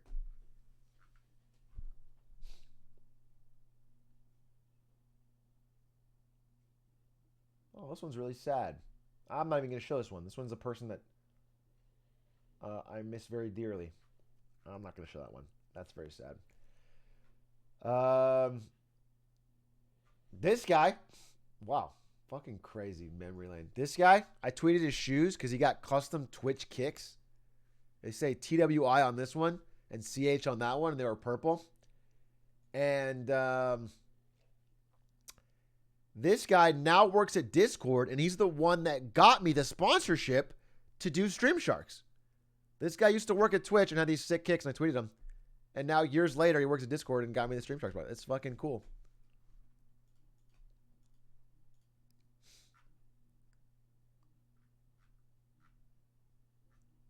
Yeah. All right, and then the last thing. This wasn't me. I don't remember who did this, but I was really drunk. It could have been me. It probably wasn't me. We had a karaoke party at Twitch in 2015 at the office, and somebody kept going up and requesting Darude Sandstorm, which is a song that has no lyrics. There's no lyrics, so you can't karaoke it. And they did it over and over again. So there was, it was very 2015. So,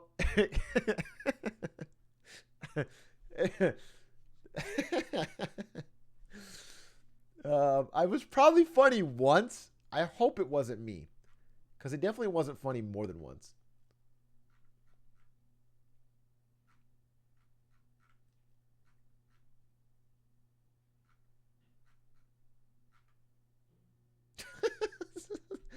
This is the best performing tweet I can find from my first few years at Twitch. This is the best one I can find. The highest number of real RTs that I got. I tweeted, big ass plate of churros at Twitch HQ. Craigasm. And it got 5 retweets.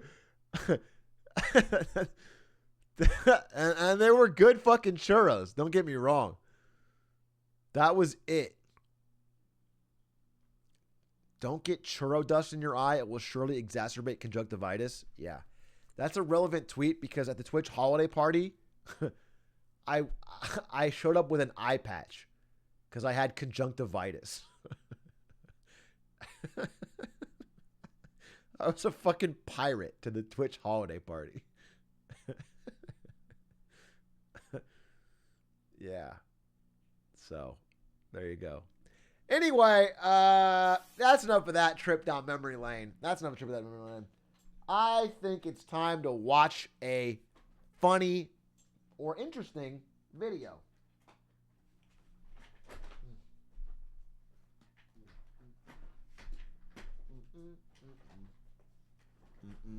The Atrio dev responded to you. All right, I can watch this. I know that he's been getting people to post this. I've been getting all the... But I will watch it. Let's see. Let's see what we got.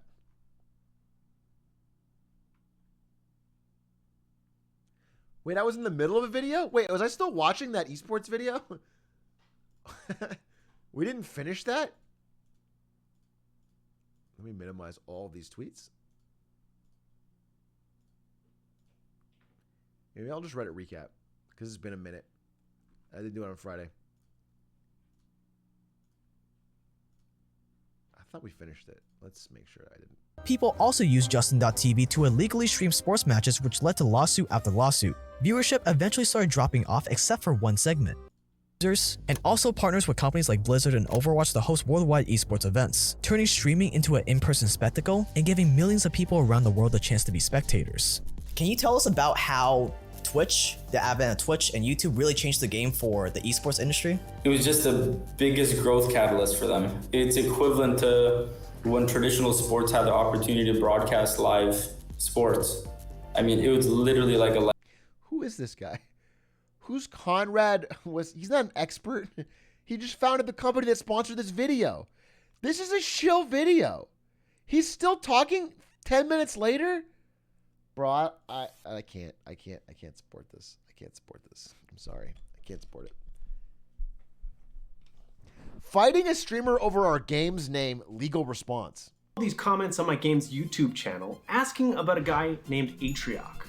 Now, I've originally just ignored it because I'm a busy guy, but it kept happening. So I decided to investigate this joker who had stolen my game's name. Wait, we already you see, I'm watched making this. a game called Atrioc'S. We already watched this. We've seen this. Growing a mushroom. We've seen this. Wait, what are you talking about? We watched this. Keep watching? Okay. Atrioc'S.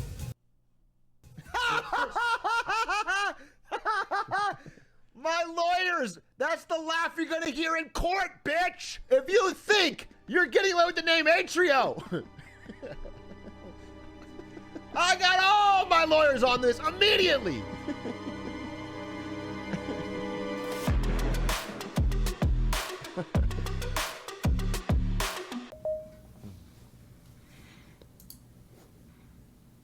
Hey there, how you doing? So, Ryan, could you introduce yourself to the audience? Sure. Ryan Black. I'm from DLA Piper. I'm a partner in our Vancouver office, and I represent Yesto and Steven. Oh, fuck. Okay. Hey, who dat? Introduce yourself. Okay? Hey, who dat? Introduce yourself. I got a lawyer too, bitch.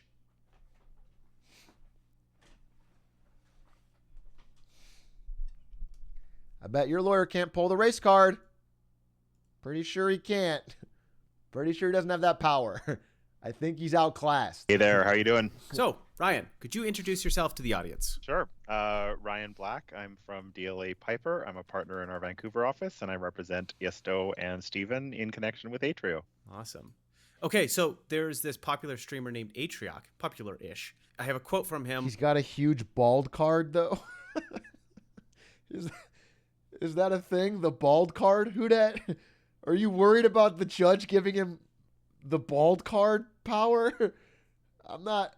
And I quote, "My lawyers, that's the laugh you're going to hear in court, bitch. I got all the lawyers." My question to you is, what grounds does he have? Why did you call a real lawyer for this? This is embarrassing.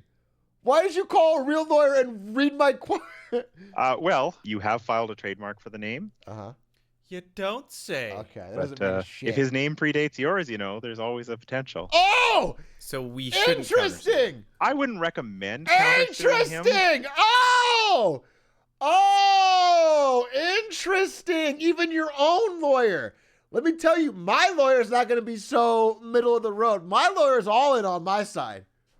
I'm winning this case already, and it's your lawyer talking. Now what? Wait, say that again? I wouldn't recommend countersuing him. Now what if we used intimidation? I recently met somebody who lives in the area. We can send him to rough him up a little bit.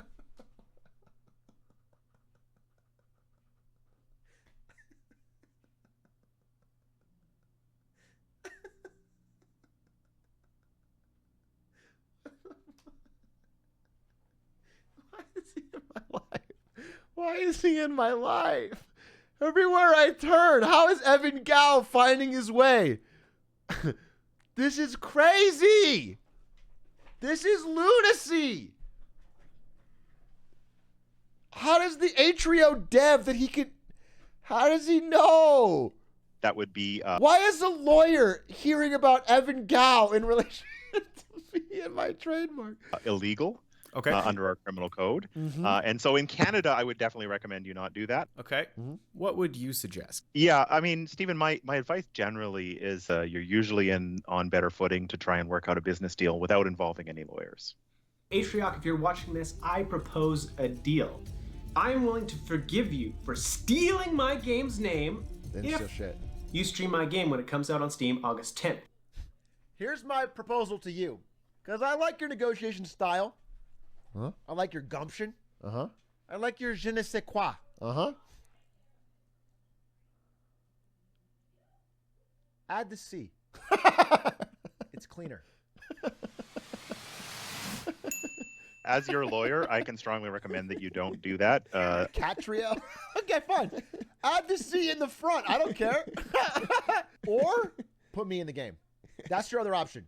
You add the C, or somewhere in the game, you add the ghost. You add the ghost, you add the clown, you add something. Okay, so this seems like a pretty mutually beneficial relationship, so I want to make this work. And we really have two options. We can change the name to Catrio, which is literally the dumbest idea I've ever heard. Not that dumb. Or we add the skins. And since we're not doing Catrio because it's literally the dumbest idea I've ever heard, Not that dumb. we need to completely overhaul our main Catrio. character Got a and ring implement to a it. skin system. Which we're also not going to do because it's like 10 days of work and that's so dumb for one little joke. We added the skin system. Took 10 days, but we got it done and this is fine. It lets you control your characters with inverse kinematics, you can animate your environments, lets you swap out skins, and also has whatever the fuck this is. So I originally had everything already animated in Unity, but reskinning in Unity is a nightmare. So I started by moving all of our existing creatures over to Spine, re-rigging them, animating them exactly like it did in Unity, because somebody wanted a skin. Once that was done, I imported our mini deer into Unity to make sure everything was working and, oh fuck, I gotta play this now. That's a lot of work. I have to play this game. There's no getting around it. I gotta play this game.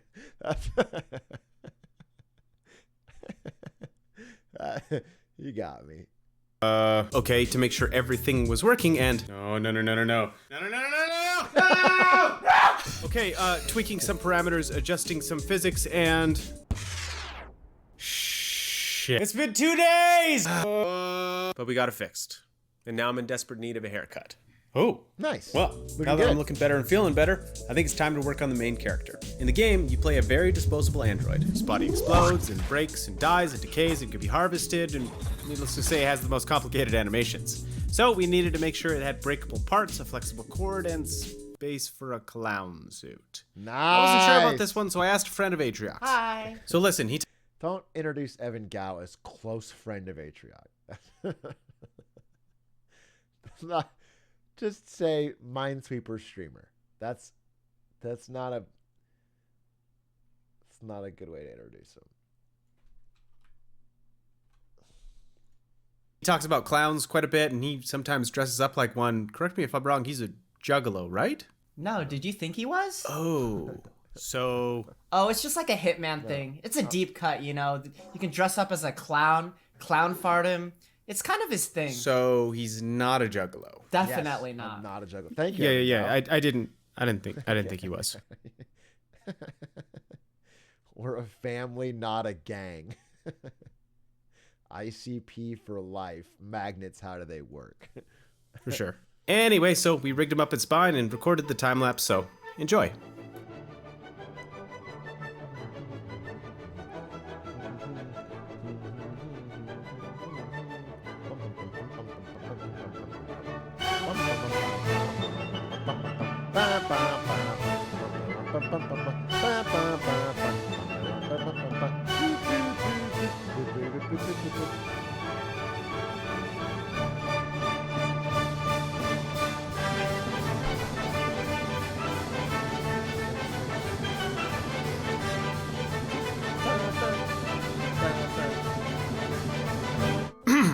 Anyway, so I started to design the skins in Photoshop that Atrioc requested. The clown, and then the ghost costume from Fall Guys.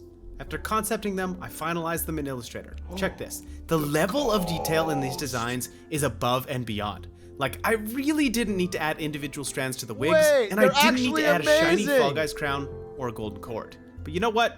Atrioc requested it. Imagine after all these, he gets sued by fucking Fall Guys and Hitman.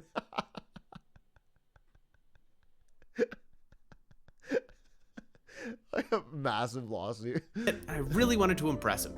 So with that, I was ready to complete the work. All that was left to do was to submit it, and... What? What? Introducing Catrio, baby! Woo!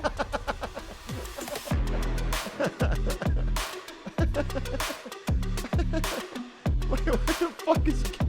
Wait, what? Where's the fucking... You thought you could strong arm us into doing your bidding? Think again. My level of pettiness is unrivaled. King of the mountain, baby. Woo! Atrio forever. Atrio forever. Okay, check this out. Check this out. Wait, what the fuck? Up, down, left, right. B, A, boom. You literally made cat trio? Cat theme. Factories, cat theme. Scrap chest, cat theme. Harvesters, cat theme. Title screen music. That is horrible. We're not doing that. Cat theme. And you know what the best part is? This is an objective downgrade from the Atrioc'S designs. Ooh, it feels so good to be petting. Look at the mini deer. Wait, give me the fucking skins. Wait, I want to play with the clown skins. Correct. Kind of looks like Weasel from the Suicide Squad. And by the way, this is not a joke. We dropped the Catrio update today, along with, the month and a half of real work and bug fixes that we did. Which reminds me, we launched the game in early access. But I need to tell you a heartbreaking story. For the last 6 months, I've been working on this trailer, the launch trailer. And leading up to launch, we had a prototype, a script, a professionally recorded voiceover, and a custom song just for the game. My plan was to start and finish the final version 2 weeks leading up to launch. But every day, something went wrong, and I couldn't start the trailer until 4 days before launch. Sad. What could go wrong? Everything. Let me just show you the messages I sent in those 4 days that illustrate my complete loss of sanity. Nothing, and I mean nothing, was going right. Unity was constantly crashing because of the trailer, and we couldn't figure out why. So I just had to deal with Unity breaking every 20 minutes. And of course, I pulled an all-nighter the final night. Between Friday and Tuesday, I worked on the trailer for 66 hours. Jesus Christ. Was so f***ed, but I got it done at 4 a.m. And the trailer was amazing. It's honestly the best piece of work I've ever made. It is so good. A professional trailer maker who made the Half-Life Alyx trailer wrote an entire article about my trailer, saying it was one of the best trailers he'd seen this year. Like, it doesn't get any better than that. That's hype. But it flopped. Compared to all my other YouTube videos, nobody watched it, and the YouTube algorithm, even to this day, just ignored it. It's crushing. It's so crushing because I put so much work into this trailer, and I honestly think it's the best piece of work I've ever done. That's how I feel about Stream Sharks.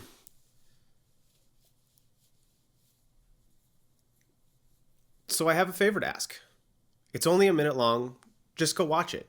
And if you want, leave a comment just saying, I don't know, a word so I know you watched it. Atrio forever. Seems like a good one. But it would mean a lot to me because it really is super good, and I promise you won't regret watching it. Okay, enough of the boring, sad stuff. Let's talk about disrespecting Atrioc'. Atrioc' is known for his world record Hitman speedruns. Among other things. Behind, and we're gonna win by more than a minute. More than a minute. Let's go! So, I started Atrioc's first speedrun category, the Atrioc' run.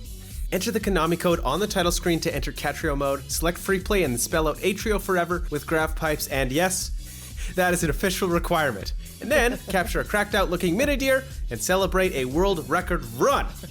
And of course, there's the main speedrun in which I'm also the record holder in with the time that will never be beaten. What? It's been out for like a day. Anyway, with the Catrio update out now, Atrioc'S has promised to play our game on Steam live on his stream. So if you see him playing, make sure to give him a big donation. Because when we sue his ass, that money's coming straight back to me, baby. Woo! I can strongly recommend that you don't do that. So how much did it cost to make this joke? You may want to be sitting when you get it. It's going to be substantial. Go buy Atrio on Steam because Lord knows I could use the money. 2:23 a.m. I'm about to climb a mountain for what is easily the dumbest joke I've ever made. Okay. All right, this is actually 8:16. Made it top of the mountain. Totally worth it. Add to see. I'll play it every day. Okay, I don't know if I'll play it every day, but I will play it.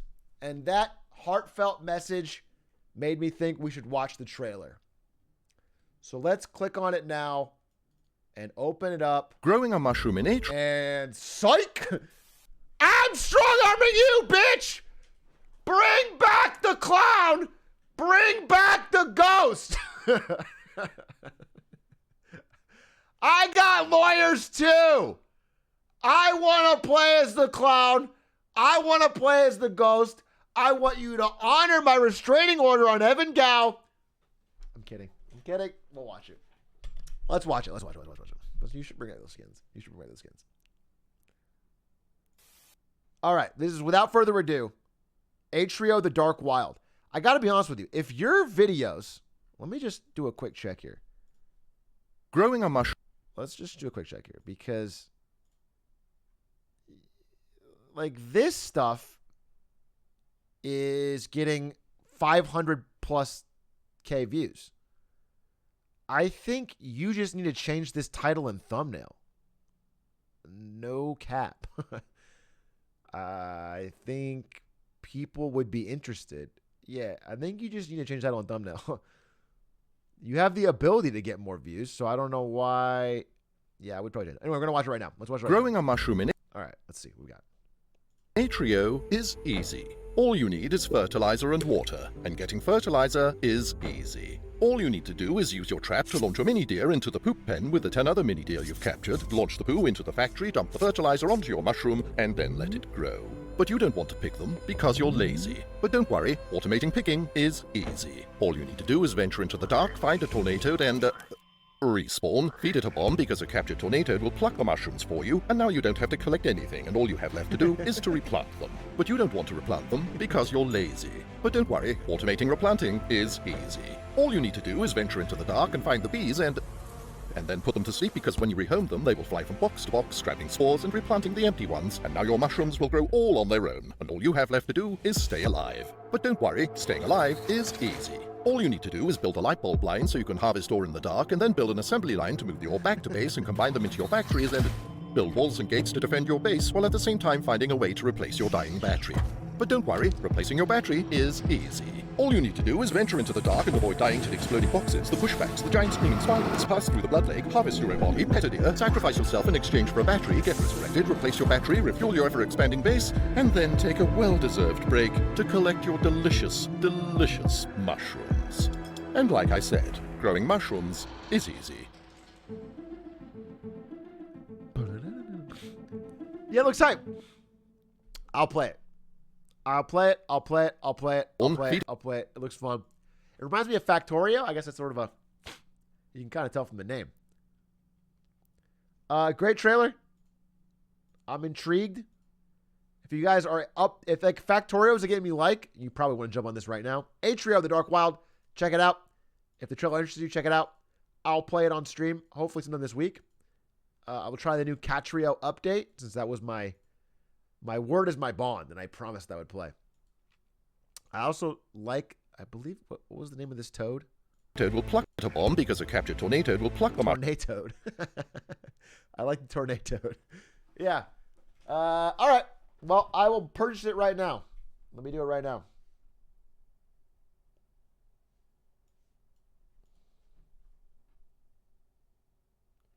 Oh, he's in chat. The greatest insult to injury was that my Stream Sharks application was rejected. We didn't reject any applications. We didn't reject your application. We got two, like there was like fucking 300 people with game ideas and we picked 10. Nobody got rejected. If you got another one, hit us up because we're doing a follow-up with 2 new judges that I think people might know. Very hilarious video. I'm surprised. I should have seen that earlier. I didn't know it was so funny.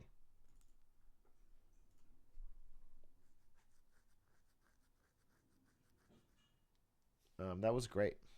And I want to check it out. So I'll buy the game. We'll play it this week.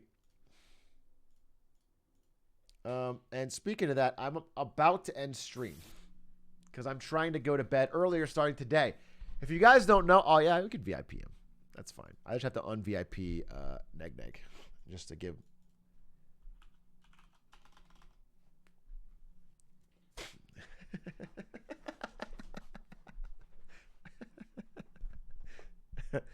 All right, I got to do one more thing. I got to talk about this. It's important because I'm about to end.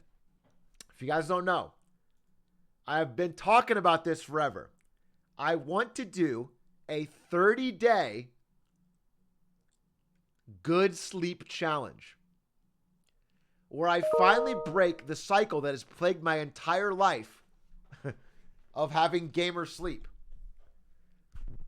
So, this is a secret.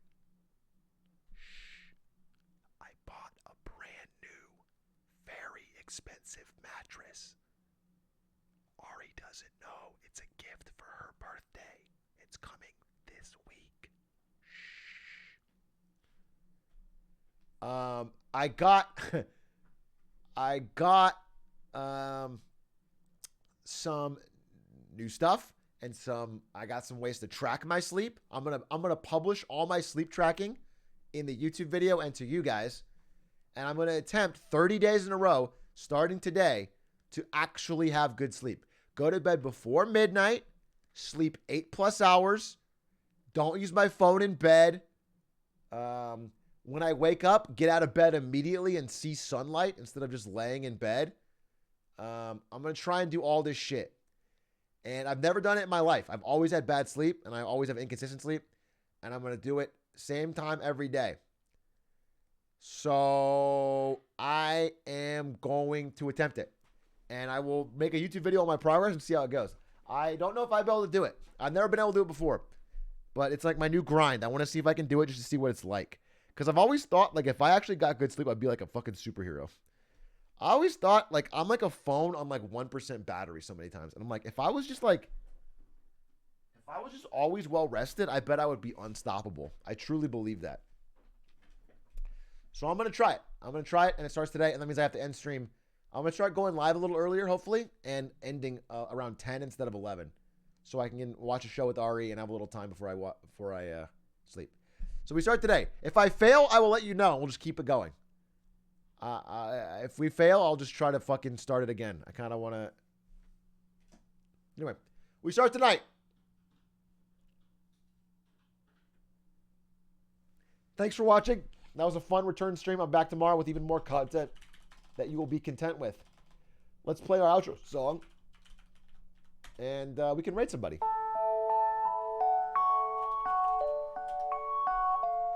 Oh, rate who dat? Is that live? So if you guys don't know, tonight, I've been unable to rate who dat because when you raid somebody, it ruins their chance of getting partner. Because Twitch goes, well, yeah, you have viewership, but it's raid viewership. It doesn't count.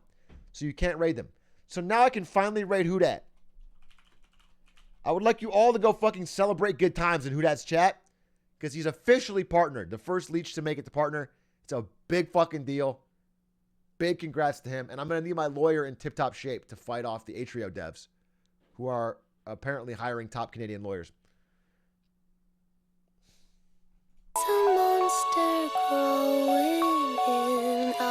Have a great night. See you tomorrow.